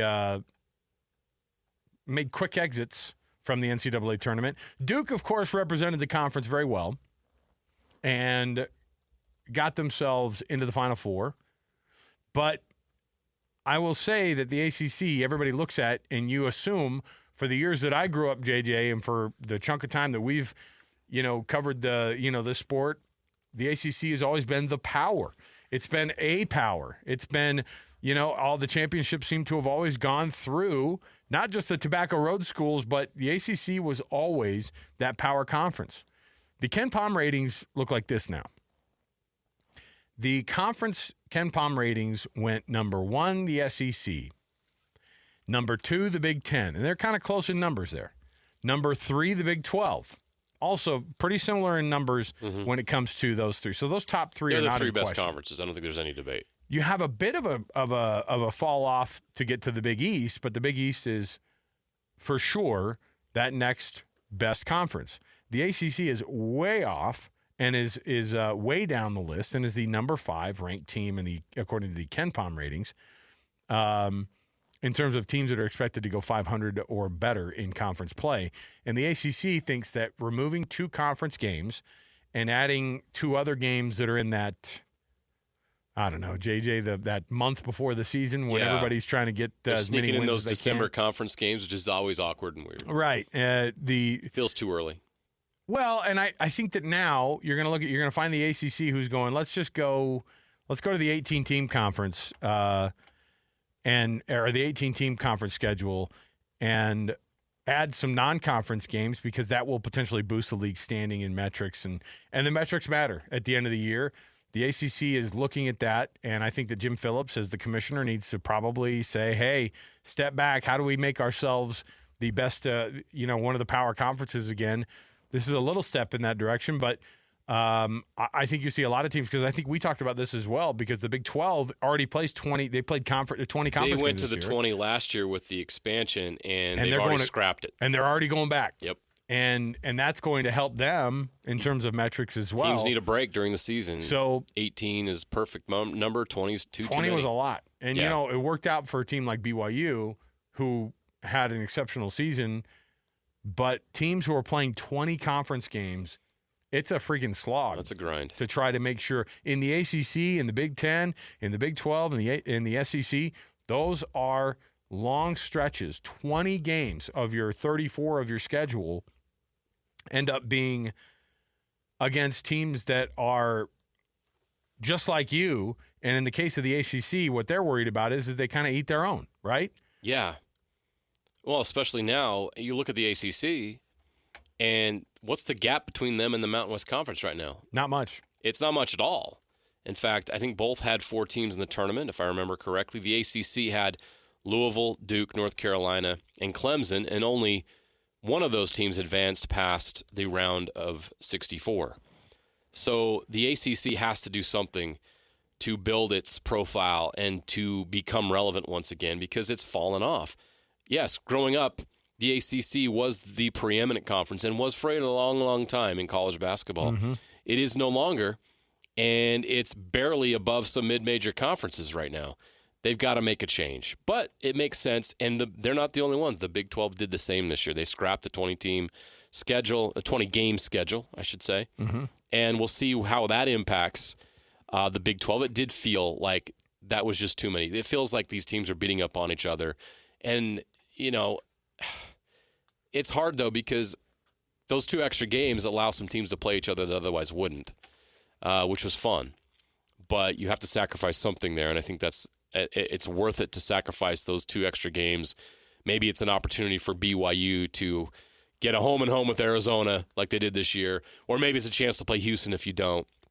You're going to have to give that up to create more balance and provide rest for all these teams in the conference and it's also going to open up 2 slots to play games against non-conference opponents. Again, but like I said, which will bolster your NCAA tournament resume. That's what I was going to say is maybe instead of just being like, we'll add the 250th ranked team. Don't go schedule St. Francis or something like that. Go play a big-time team. I think that if you go play in a tournament, if you sign yourself up for some of these tournaments, look, BYU went out to Providence and played Providence. That was not a great game. In fact, didn't work out for them. That was the biggest black eye on their resume of anything. Now, by the end of the year, it didn't matter. If they were in the West Coast Conference, that would have doomed their NCAA tournament hopes. Yes, 100%. That's how much things have changed with membership in the Big 12. But that's the risk you take sometimes at that. But sometimes that risk is worth it for certain teams. Maybe that means a 1 or 2 jump in the seeding at the end of the year when the brackets are revealed. You don't know. It's going to make you better. So it's another opportunity for teams to go out and schedule other teams in the non-conference to bolster their resume. Let's take a break. We'll come back. Yeah, we've got the top 10. We're going to play it next. We're going to force JJ to play it next. So stay right here. The theme is the NBA. The theme is, we'll just keep it. We'll keep it. No, sorry, the NFL. The theme is the NFL, and the theme is going to deal with the rookies taken in the most recent draft. So stay right here. More to go. 97.5 the KSL Sports Zone. Your home for the best coverage of the Jazz, Utes, and Cougars is right here on The Zone. This is JJ and Alex, presented by G2G Bars on 97.5, the KSL Sports Zone. Meow. I used to think that they said, you need Kool-Aid. When I was a kid, I thought he said, you need Kool-Aid. Kool-Aid. You need Kool-Aid. I was like, I do, actually. You're right. Oh, yeah. I actually do. Don't we all? There's a restaurant that I saw some guy reviewing a restaurant the other day, and they actually they make their own Kool-Aid in-house, and then they bottle it. And I was like, 10-year-old me might need to go to that restaurant. Oh boy. I don't know what it was, but bottling your own Kool-Aid is a... That sounds nice, especially in the summer. Yes, man. Absolutely. Welcome back to the program. JJ and Alex, 97.5 the KSL Sports Zone. It's another edition of our Top 10 game. And the Top 10 game is a lot of fun because we have a 1-minute timer. And then JJ has to make some guesses. And we're going to go through. And you're not cheating, are you? No. Okay. No, I'm not cheating. I was just wondering. Just asking. I have to ask, okay? Questioning my integrity. Yeah. Well... stranger things have happened on this program than good to know. People just cheating. So now, with all the people that are taken in this recent draft, it's interesting now because those teams are already, obviously when you get a guy on your team, and let's say, for example, you are. I'll throw a name out there, and it'll actually be one that I'll give you a freebie on. Okay. And this top 10 is the overall jersey sales after the weekend. That fast? Yes. Wow. Because if you got a Way guy, to go, NFL. You got a guy, and he's on your team. Makes sense. And you get that jersey made, and immediately it's Tuesday. The draft ended Saturday. You're the coolest guy in the neighborhood, man. Dang, oh, okay. You think the NFL's not prepared to start making a dime off of you? I know they are. That's why I'm impressed. Did you see the process on how they get those jerseys out on the floor, by the way? Yeah, it's pretty cool. So Nike finds out the pick before the family does. Yes. And the team says the pick. The NFL, the team, and Nike know the pick a good 90 seconds before the potential player does. They start making that jersey back in the back. They got the little they got the boards out there, and they're I don't know, hot gluing them on. Is that what they do these days? You hot glue? Silk screen? Do they still do do silk that? screening They on those spray jerseys? paint. They just put a hunter on the back there. It's pretty impressive. Let's start the timer up here. These are the top 10 sales of brand new rookies drafted or are new members of teams going forward. JJ, are you ready? Let's start the clock. Hit the timer. Let's go. Shedeur Sanders, Travis Ding, Hunter, Cam ding, Ward, ding, Ashton Genty, ding, Abdul Carter. ding, I said Genty. Ted McMillan. ding, Tyler Warren. ding, Tyler Booker. Nope. Jackson Dart. ding. Did I say Abdul Carter? You did? Okay. Will Campbell? Oh, I'm starting to run out of guys. Mm-hmm. Oh, boy. Dylan Gabriel. Oh, boy. Dylan Gabriel. How many do I have? You've got 8. You're lacking 2. Colston Loveland? Ding. Okay, I got one more left. Mm-hmm. Omarion Hampton. Oh, what? Oh, no. You got 10 seconds. You're 9 out of 10 right now, my who's the guy. receiver that the Matthew Golden? Ding, ding, ding, ding, ding, ding, ding. You got all 10. Oh. He got all 10. I am resentful because Jahdae Barron, my Broncos pick, was not on the top 10. Nobody wants a corner right out of the bat.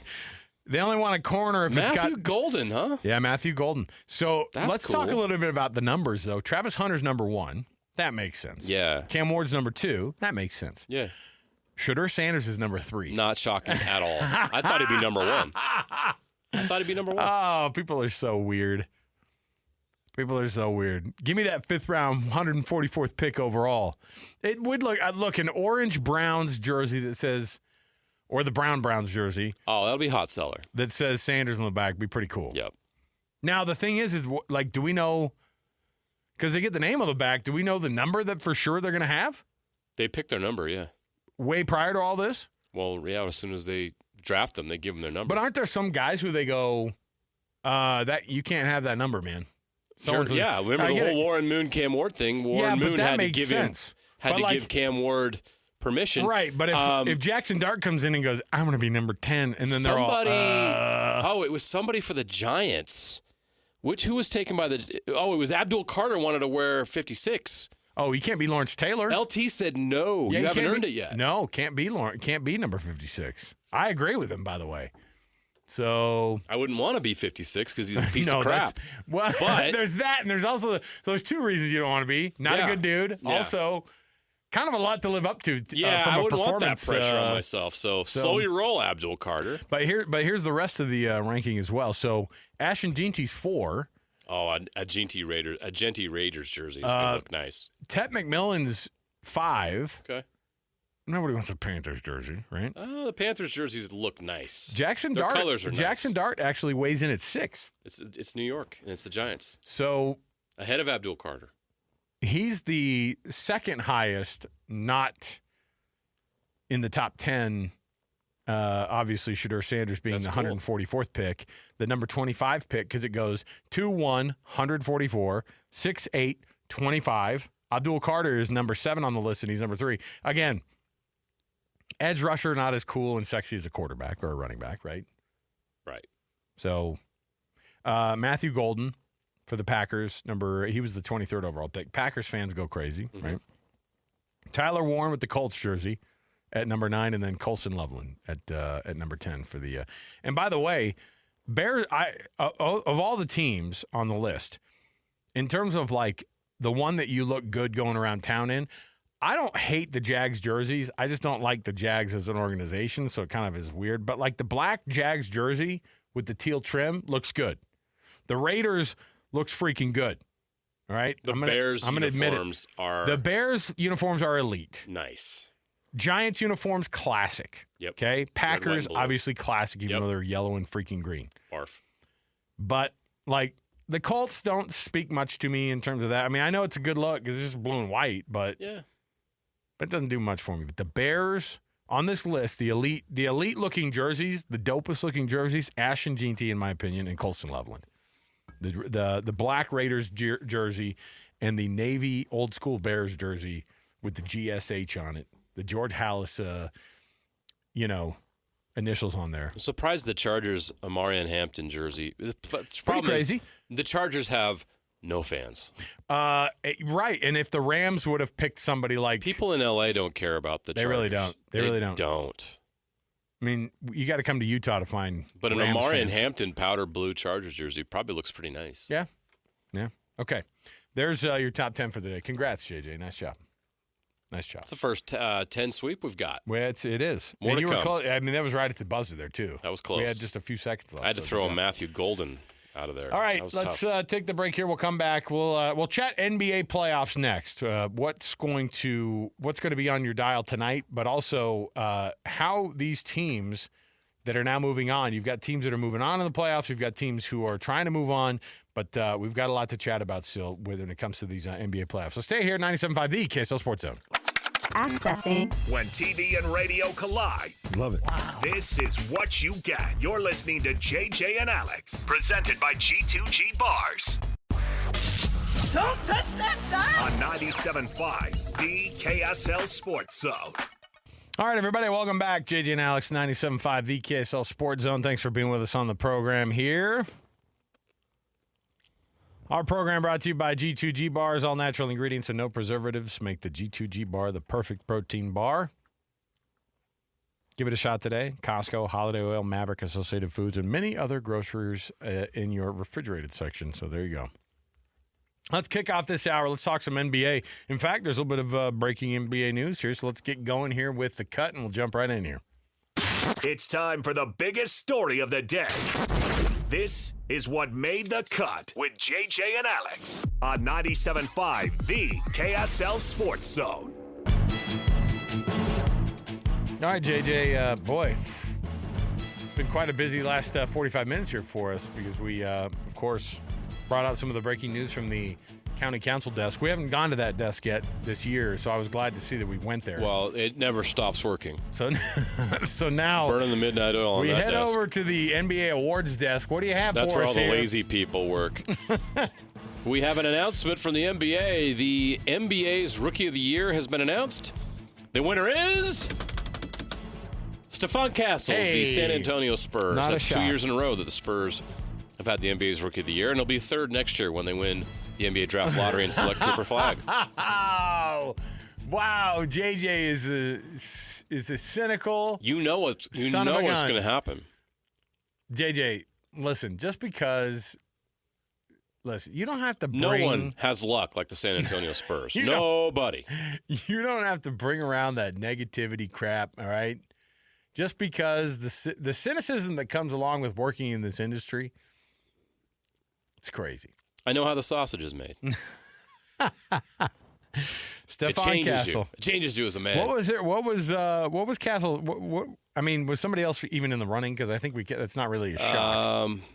Yeah, no, I mean it was kind of. How did? Yeah, of course there was. What about Rico? I've got the results right here. How did Ricochet do? What's his name? The French guy. Ricochet. He was second. Yeah, I was second in the voting. Good job. So here's how it went. Stephon Castle led the way with 92 first place votes. Nice. He finished with 482 total points. Second in the voting was Zachary Ricochet of the Atlanta Hawks. Only 5 first place votes, 245 points total. So it was kind of a landslide victory for Stephon Castle. I've said this for years. We've got to change the point system in the Rookie of the Year voting. You always talk to me about this nonstop. Like, Alex, not again. Okay. I don't want to have this conversation Hold on about a minute, it. though, but really, 92 first place votes with a total of 468 points. He won it. Oh, and then the 238 points that Ricochet had. Ricochet. Jalen Wells of the Memphis Grizzlies finished third. All right. No Jazz players as good as as 2 of the 3 rookies played this year. None of those. Isaiah Collier did not crack the finalist You didn't get any list points? here. You didn't get any points? There So was how many 8 guys that received votes. He was not one of them. Okay. Jared McCain received a third place vote. I don't even think he played beyond the first month of the season because of an injury. So, Well, yeah. Well, not a great year for rookies anyway in the league. Well, Stephon Castle, 15 points a game, right? Ish, somewhere around there. Again, like you said, a light year. We already knew this going into the last year's draft. We were told how 4th pick in the draft. You remember we did our draft shows last year. I loved Stephon Castle. That was the guy I thought the Jazz should even trade up for to get. He was taken too early. The Spurs got a great pick. He's a good player. He's going to be a really nice piece in what they're doing moving forward. So he's very deserving. Okay. Not a great year for rookies, though. All right. Not a great year. All right. Well, we're looking forward to next year being a better year for rookies. Okay. NBA playoffs and some of the things that are going on here with this particular NBA playoffs is the Warriors are continuing to do exactly what you predicted that they would do, and that is show some massive improvement on their regular season by coming in and going, we know what the postseason looks like and feels like. And I don't like Draymond Green, but the best version of Draymond Green is playoff Draymond, and he knows when to turn it on, man. Well, he was at it again yesterday, a couple of incidents in that game. He got real close to getting tossed. He got a flagrant one and a technical foul on the same play and still remained in the game. I think the officials are like, look, we're not going to kick this guy out of a game. We're just not going to do it. Too exciting for the NBA. Is that a conspiracy?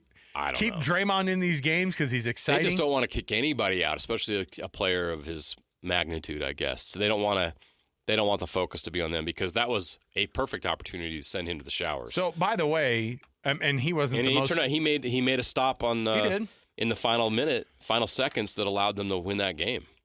I will say, though, Jimmy Butler shows up in a big way last night, a guy who we thought that he just wasn't even going to play in this, the rest of the series. We thought that he was going to be, I don't know, some version of out the rest of the playoffs. I don't know, but the guy had 27 points. Did it look like his pelvis was struggling last night? 27 his pelvis points. was 100% last night. How's your pelvis doing? 50% from three. The guy was almost 60% from the field. He played 40 minutes. That's the type of effort you get out of a guy who is a playoff dude. And, safe to say I think he's probably okay after that. You know after what got him going? Running. Dylan Brooks. Dylan Brooks is something else.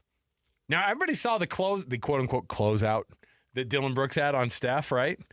That was, I don't know. This guy, I know that he, it's really weird because you have a series where you have two heels of the league. Yeah, you got two guys that are trying to take this series back to the 90s, and I don't like it. See, but we ask for there to be more toughness in this league, and then when we get it and these guys are a little bit playing on the edge, then we complain. I thought we complain a lot about these guys being soft. I want to see better basketball. The second half was great. The first half was... sloppy. It was... sloppy steaks. Yeah. Mm-hmm. Someone poured water all over them. I don't know where. Never pour water on the steaks. I don't know why. I just don't think Houston. You pointed it out, and Houston is obviously they won 52 games this year. You talk about teams. We talked about Detroit. I know. You talk about Detroit making a big leap. I don't know where Houston's win-loss improvement was from last year. You have that in front of you? Because I'll find it. I was trying to figure out because they had the same type of a year that Detroit did. Now, not to the extent that Detroit did, because Detroit going from 14 wins or 17 wins or whatever it was. The Rockets went from 41-41 to 52-30. So okay, so that's still an 11-game jump. Big improvement. Took them from outside of the play-in to the second seed in the West. Right. That's a big jump. Hey, how do you think Boozer's doing on the broadcast, man? Doing his ESPN gig? Still got that beard paint going for him. He does. He looks good. He does. I will say, Boozer's hilarious. He can turn on the charm. That guy can turn it on. And listen, for years, we listened to that guy turn into. The guy should have gotten into politics. Oh, he'd be a very good politician. Good. He was so good at turning it on and putting the smiles on. He knew when to play a certain part, and he knew when to turn it off. And then when he turned it off, it was crazy. Oh, boy. All right, so that series is 3-1 because the Rockets don't know how to play playoff basketball yet with this younger group. The Warriors and Jimmy Butler being back is the difference maker. We talked about if he was going to be out, the initial thought was when he got injured, when Thompson got under him and laid him out, you thought to yourself, if this guy's out the rest of the series is over. The series is over. And I think Houston fans may have been optimistic that would have been the case. Not only was he not out, he was back, and he played 40 minutes last night. That's insane. That's an insane amount of minutes for a guy who was coming off of an injury where everybody thought he might have been out for the rest of the series. If Jimmy Butler's on the Warriors the entire season, the Warriors are the 2 or 3 seed. You think so? Yes.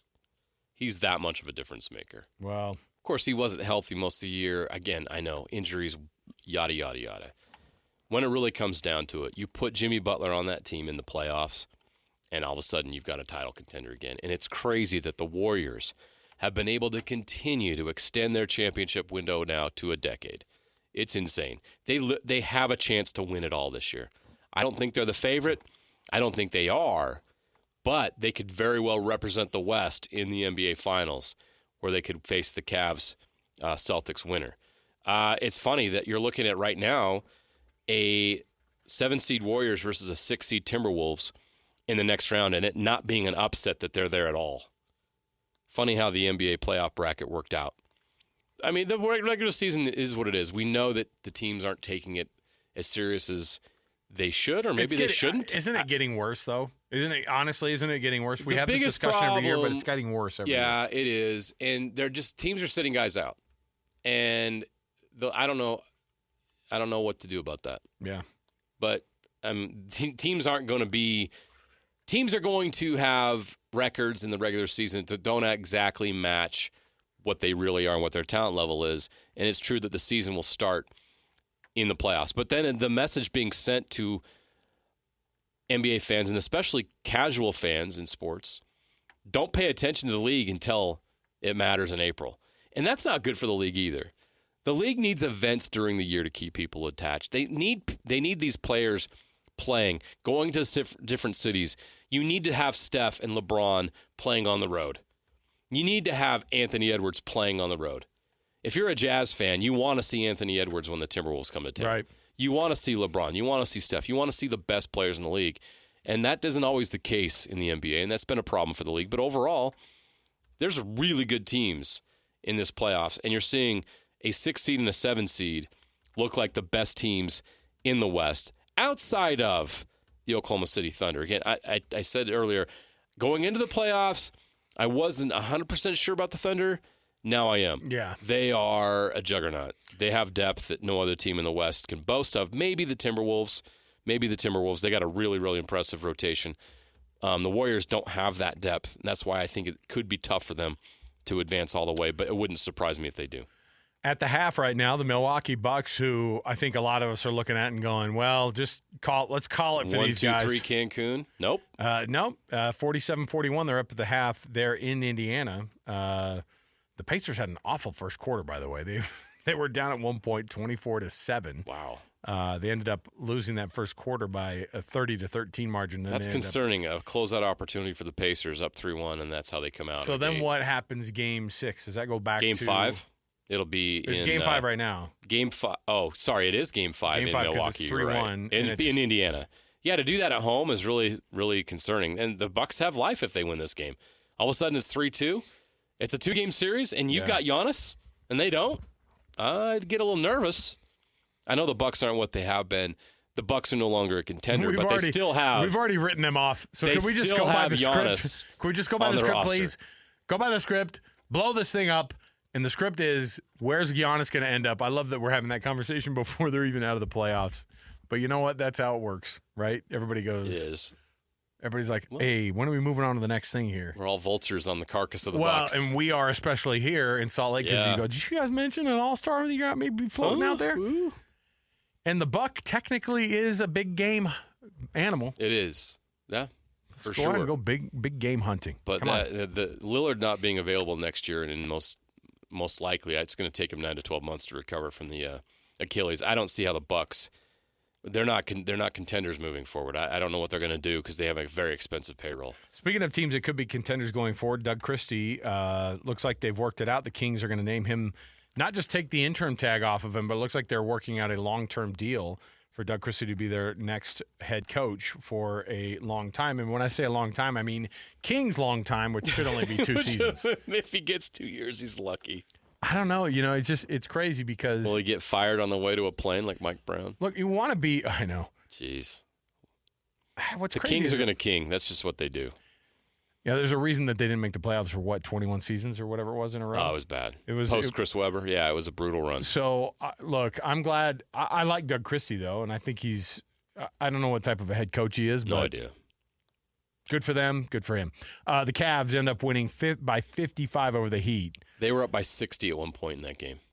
I think in the They first set an NBA record. It's the most lopsided playoff series of all time. They won the total points in that series by 122. Not bad.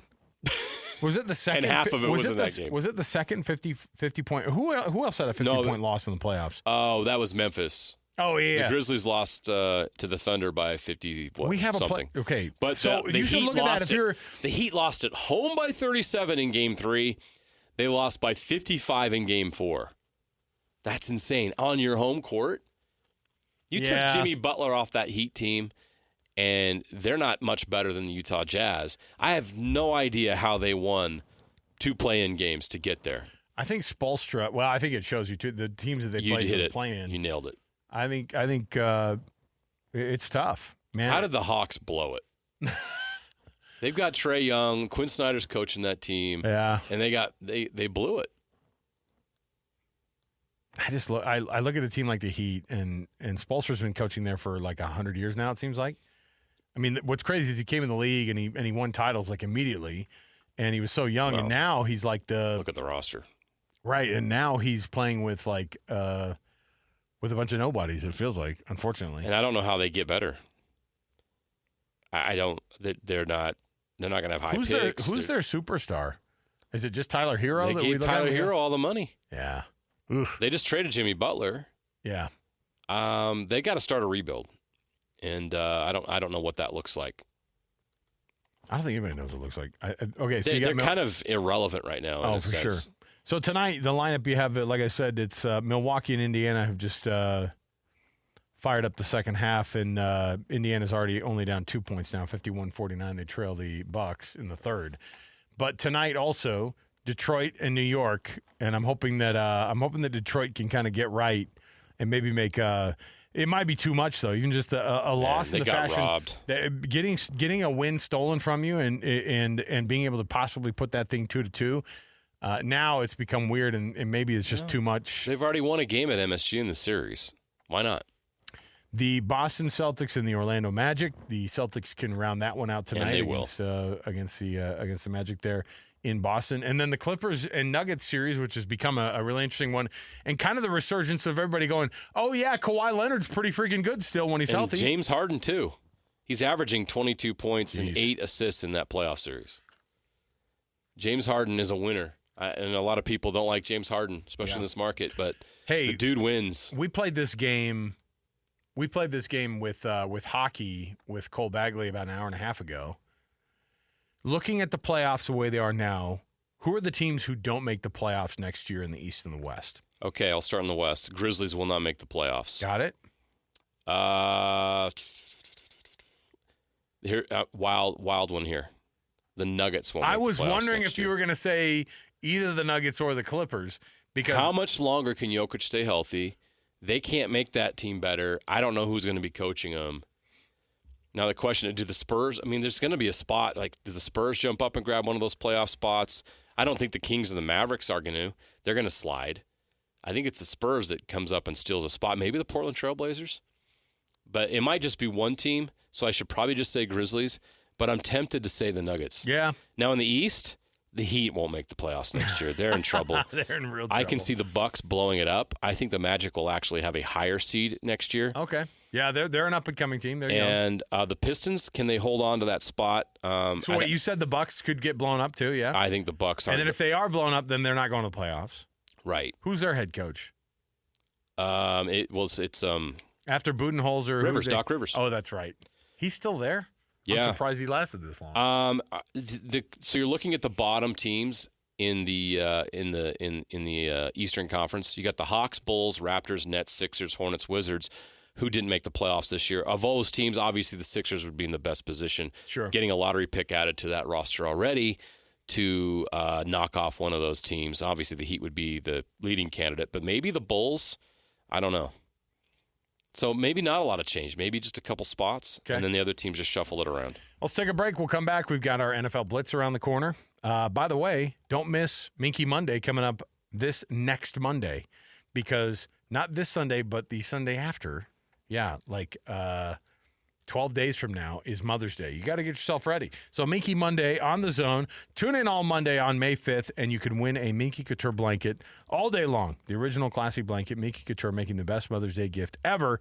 Zone listeners get 50% off with the promo code ZONE50. So don't miss that. It's your Minky Monday right here on the KSL Sports Zone. Stay dialed in all day long on Monday the 5th. We'll come back. We've got more to go. 97.5 The KSL Sports Zone. All the latest news and notes from the league and the locals in the NFL. JJ and Alex bring you the NFL Blitz on 97.5 The KSL Sports Zone.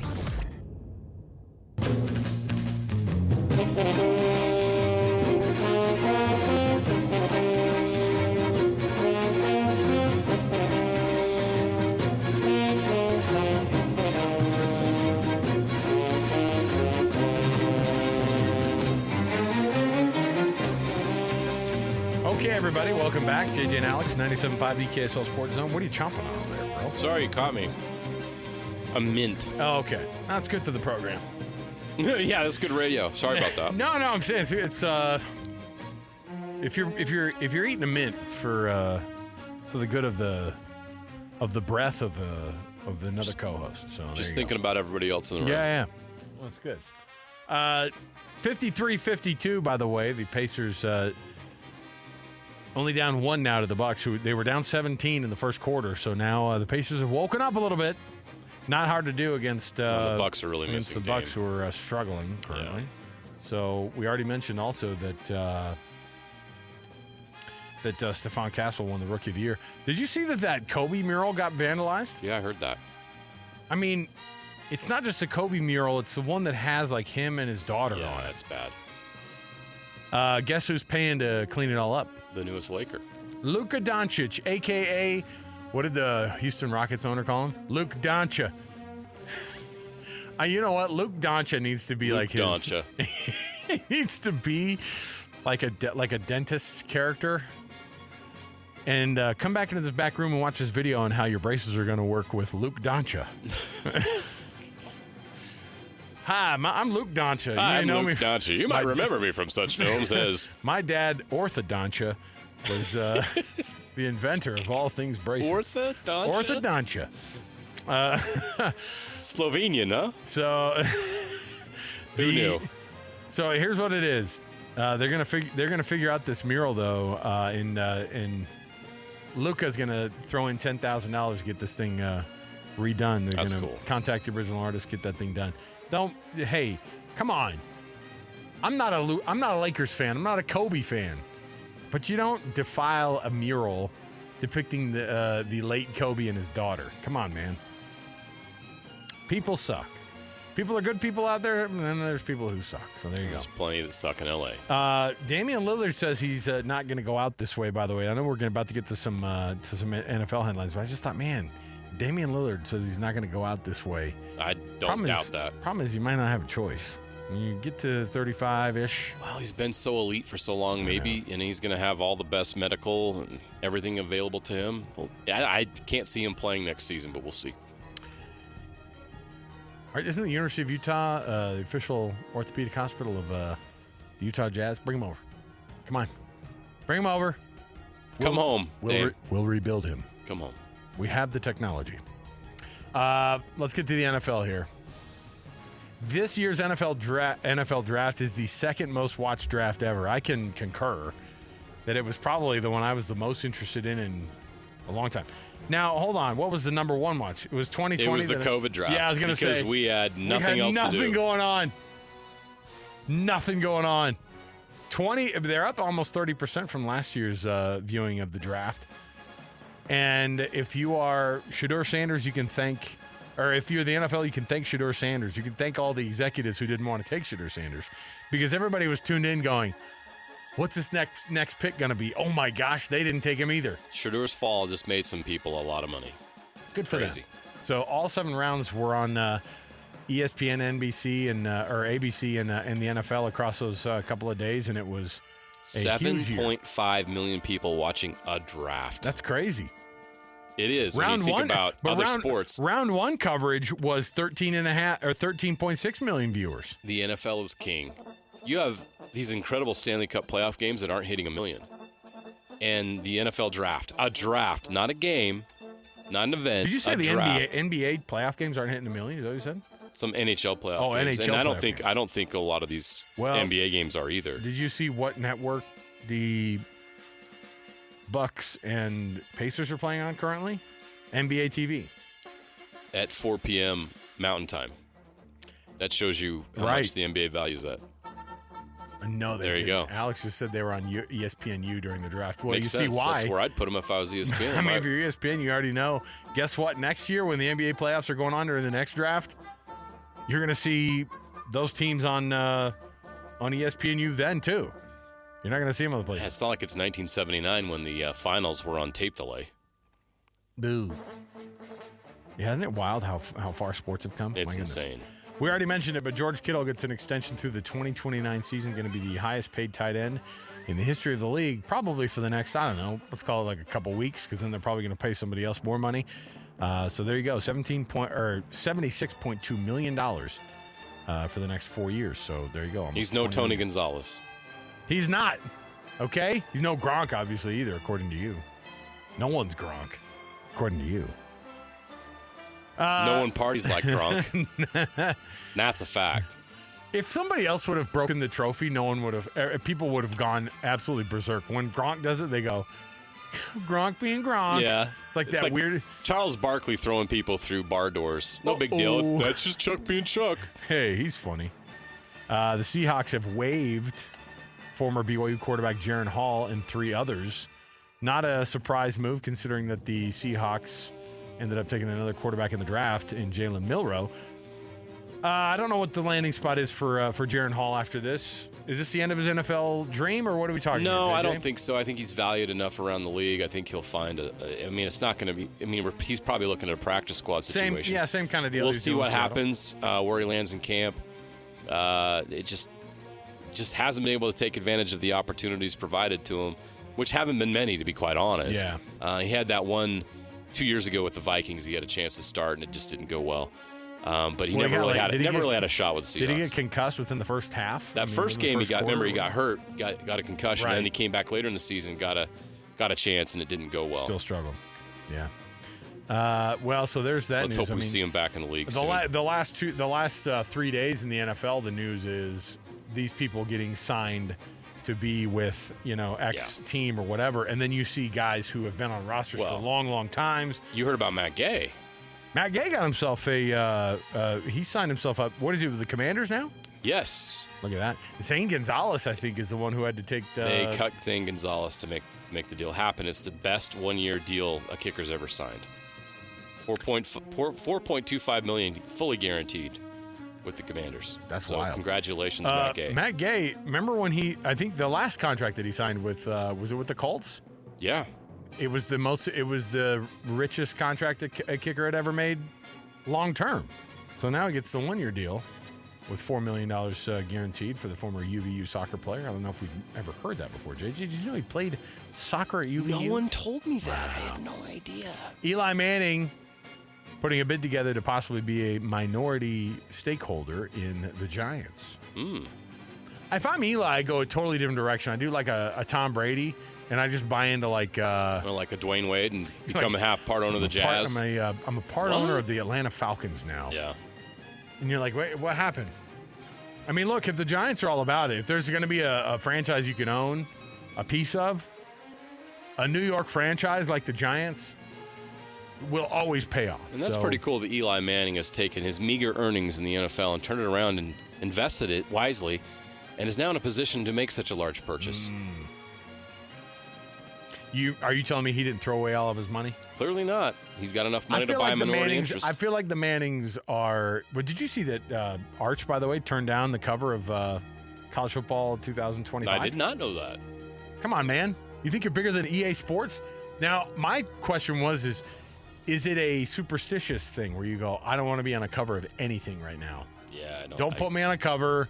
I don't want to break an ankle. Like the dude hasn't played much yet. Like I think like that he's like hold your role, man. That's got to be the let me earn it the first. motivator. And I bet you've got Grandpa. He comes from a family where he's not under pressure to make a bunch of money. You've got Grandpa Arch, and you've got your dad Cooper, and your two uncles who probably go. He's got a lot of smart people around. Maybe don't put yourself on the cover of a game when you actually haven't done much. Yeah, wait till you've done what Quinn Ewers just did. Take your team to the semifinals, then you can get on a video game. Even then, Smart kid. Quinn Ewers goes to the second semifinal in a row for Texas, and then they're all seventh round grade. Welcome to the NFL. I will say, so he went to the Dolphins, right? Yes. So he goes to the Dolphins. What's that mean for Zach Wilson? Well, it means that Quinn Ewers will be the third string quarterback if he makes the roster. Right. And the 7th round pick is not guaranteed to make a roster. No. So he could get cut. The Vikings have given Andrew Van Ginkel the 1 year, $23 million extension that he was looking for.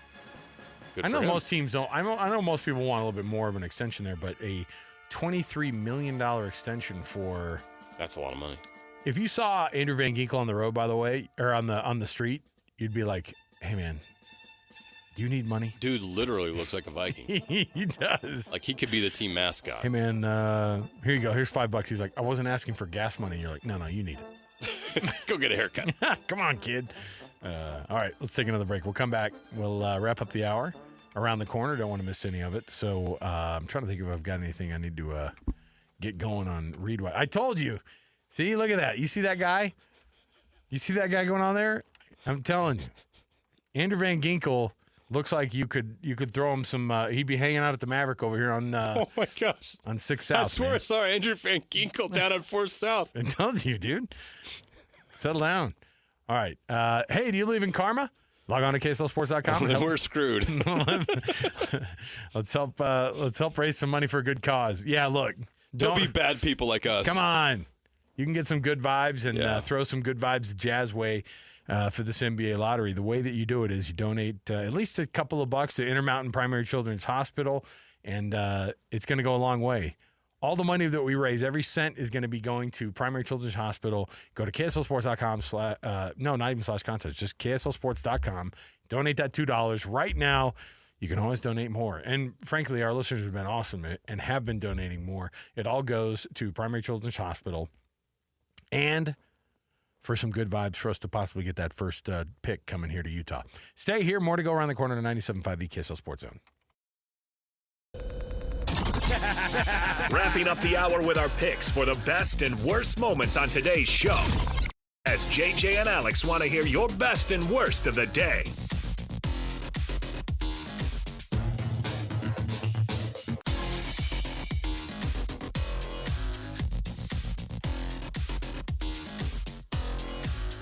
All right, everybody, welcome back. Best and worst right here, 97.5 the KSL Sports Zone. Alex Kirry, Jeremiah Jensen. And this best and worst brought to you by the good folks at the Doug Smith family of dealerships, American Fork, Spanish Fork, and in Linden. If it comes to cars, nobody knows cars like Doug, so go check it out for yourself. All of the different dealerships, like I said, if it's got Fork in the name, you've got a Doug Smith dealership there, and, of course, their Kia dealership now in Linden. JJ, by the way, I was looking at the highest paid tight ends in the NFL. Number 1's George Kittle. Who do you think number 2 is? Kelsey? He's number 3. Oh, somebody snuck ahead of him. Mm-hmm. Who was the last tight end to sign a deal? Well, so think about it. You've got, well, I'll just give you the list here. Okay. George Kittle, Travis Kelsey, TJ Hawkinson, Dallas Goedert, Mark Andrews. This is all in the order here. David Njoku, Cole Kmet, Pat Freiermuth, Dalton Schultz. That's your top, That's your top 10. I didn't give you number 2. Because you wouldn't have guessed number 2 ever. Trey McBride for the Cardinals. Trey McBride, and I think he just did that deal in the last 2 weeks or so. Yeah, and he's paid. So George Kittle's the highest paid tight end now in the league by $100,000 a year. And he should be right now. Yeah, but I mean, like I think right now he's the best tight end. Trey in the McBride. League. So the deal that George Kittle just made, he's going to be making $19.1 million over the next 4 years, a year. Trey McBride makes $19 million. I would not have pegged Trey McBride for being number 2. No. Now, again, it's all about who. It's exactly what you said. It's time. Who did their deal most recently? Yeah. Because Patrick Mahomes is not the highest paid quarterback in the NFL. Right, At right. one point he was when he made his historic deal. For like 5 minutes. But it's been a minute. Right. Yeah. But guys like David Njoku, Dallas Goedert, I'm sure is Dallas Goedert, he's the tight end of the Eagles, man. Like, he's probably going to get paid. And if the going rate for the top tight ends in the league is going to be in that $19 to $20 million range, I don't think Travis Kelce's going to get a new deal with that number, but I do think that guys like T.J. Hawkinson, who's the tight end out of Detroit, Laporta. Yeah, Sam Laporta's the next. He'll be a big number. Well, Brock Bowers is Bowers is going to be a huge number. Yeah, he's a star. You know what I mean? Those are names that aren't in the top 10 right now, but they're not out of the rookie deals yet. And once they are, you're going to see massive numbers thrown at those guys. But George Kittle, he deserves it. He's the best tight end currently in the league. Yeah, I think so too. But Bowers is closing that gap. All right, so that's not a best or a worst. It was just by the way, did you know who the number 2? I looked at the number 2 and I was like, are you kidding me? McBride is the second highest paid tight end.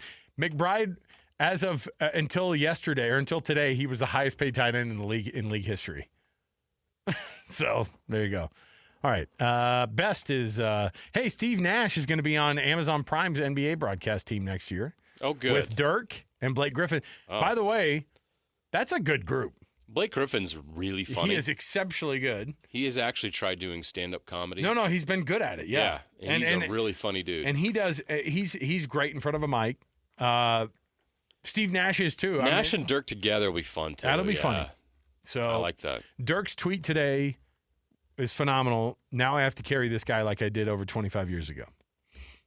I'm gonna watch that. Yes, that's gonna be fun. Listen. ESPN. Remember we talked about for years how they just couldn't get it right. Amazon Prime has not been doing this like at all for very long. They've already done better than ESPN's I feel like that group done. is already way better. So there's your best. Watch them ruin it and invite Magic Johnson. No, Magic is too involved in what? Everything. Isn't he on like the board at Starbucks or something? Well, he's a proud owner of the Washington Commanders. Well, yeah, and the Dodgers. And like I think Wiener Schnitzel, der Wiener Schnitzel. He owns like 15. So Magic Johnson loves chili dogs? Is that what you're telling he me? has like 15 restaurant chains that he owns or something like that. When's the last time you went to a Wiener Schnitzel? I wish it was more recent, but with this whole weight loss thing, I've had to respect myself a little bit more. Yeah. The ultimate food that makes you feel bad about yourself, probably a chili dog. Because like you eat a chili dog and you look at yourself in the mirror and there's some chili on your face. You go, who are you? Who are you? Who have you become? That's me. The worst is North Carolina is reportedly now concerned about the level of involvement that Jordan Hudson has become with the football program. If you need a reminder, Jordan Hudson doesn't play tight end for the North Carolina Tar Heels. No, she doesn't. She is the girlfriend / I don't know, what do you say, vice president of the Bill Belichick Foundation? I don't know.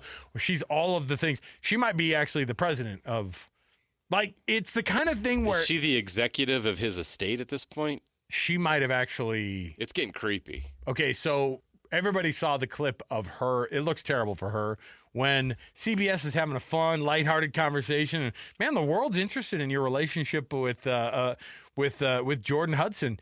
How did you guys meet? And then her with the voice like, we're not talking about this.